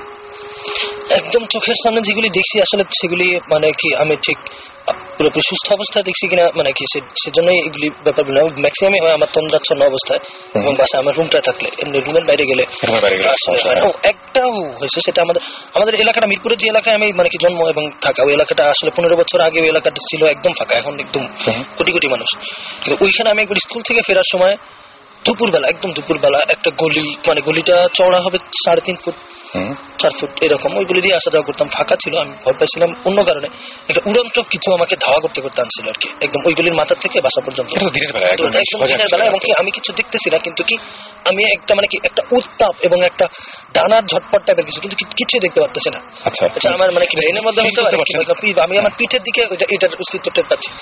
এবং আমার মানে কি সে যে আমার সাথে দৌড়াতে পারবে না এমন তো না, কিন্তু কি জাস্ট মানে তাড়া করে নিয়ে যাচ্ছে এরকম একটা ব্যাপার। আচ্ছা, আরেকটা স্পিরিচুয়াল, ঠিক না, আমি সব গল্প একটা মানে কি এটা শোনা ঘটনা এবং আমাদের সবার পরিচিত একটা ইভেন্ট নিয়ে ঘটনা, সেটা হচ্ছে আমাদের চারুকলা ইনস্টিটিউট, সবাই যারা গেছেন ভিতরে দেখছেন যে ভিতরে একটা পন্ড আছে যেটা ফান্ড, এটা নিয়ে একটা ইন্টারেস্টিং কাহিনী আছে। চারুকলা ঠিক এই সাইডটাতে মানে পূর্ব সাইডটাতে একটা রুম, ফিল্ম মেকিং এর ভবন যেগুলি, ওখানে একটা রুম সবসময় আলাদা থাকে। আমার একবার সৌভাগ্য হচ্ছে ভিডিওটাকে দেওয়া, ওইখানে একটা পুরাতন আমলের কবর আছে, যে কবরটা মানে লক থাকে সবসময়, এবং একজন কি জানি একটা মাজার লেখা আর কি, ওটা জয়নুল আবেদিনই লক করে দিয়ে গেছে, যেখানে কবরটার চারদিকে শেকল ছিল। তো আমাদের চারুকলার সিরামিক মৃৎশিল্প বিভাগের একজন টিচার, উনি মানে কি এখন কেউ এগুলি করে না, এগুলি কুসংস্কার, এগুলি করা যাবে না বলে ওই শিকলগুলি সবাই পন্ডে আগে একটু হলেও পানি থাকতো। আচ্ছা, তারপর ওই শিকলগুলি পন্ডের ভিতরে, ওই বড় পন্ডটার ভিতরে ফেলে দিয়েছিল। এরপর থেকে মানে কি যেটা লিজেন্ড, যেটা এরপর থেকে পন্ডটাতে আসলে কখনো পানি হয় না। ওই ইন্টারেস্টিং ব্যাপার হচ্ছে যে বছর 20 আগে ওইখানে পন্ডের পাশে যে একটা শিরিষ গাছ আছে, ওইখানে একটা ছাত্রী আত্মহত্যা করছিল, এবং 96-এ আমরা যখন ভর্তি কোচিং করি তখন ঠিক ওই সিরামিক্স ভবনের পিছনে একটা মার্ডার হয়েছিল, সেটা নিয়ে মানে কি একদম চোখ টোক চোলা ছাড়া, মানে কি একদম মোরব্বা বানানো টাইপের, একদম ছুরি দিয়ে কাঁচানো। ওইখানে তো ওইখানে তুমি আসিফ ভাই ওইখানে একবার যেখানে মার্ডার হয়, ওইখানে আমরা একবার প্ল্যান সেট করার চেষ্টা করছিলাম, কিন্তু সাকসেসফুল হয়নি। মানে সবগুলো গল্প আজকে আমরা শেষ করেছি আপাতত। এখন আমরা মনে হয় যে শোটা শেষ করতে হবে, কারণ অনেক রাত হয়ে যাচ্ছে, অনেকে হয়তো অনেক কষ্ট করে অনেকক্ষণ ধরে আমার সাথে আছেন। আর কেউ কিছু বলবেন কি?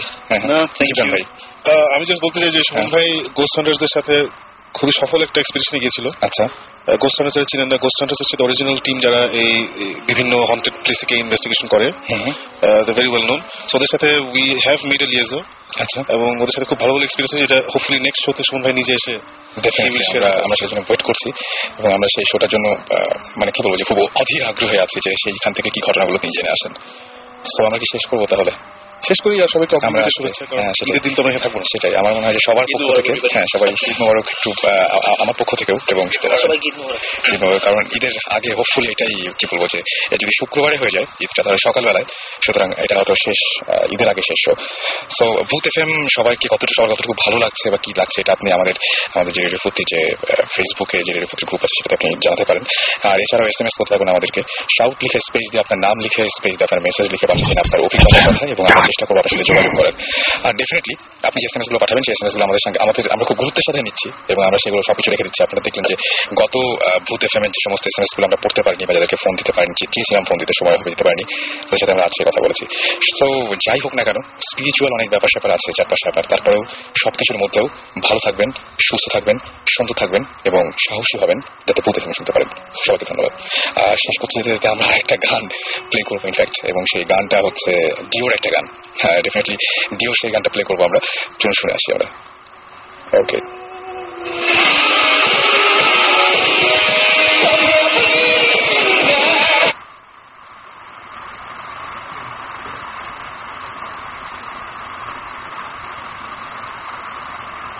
দিয়েছিল আমায় বড় সুখ, তোমার আমি বন্ধু।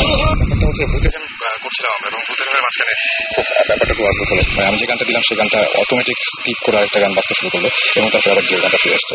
So check it out and good night.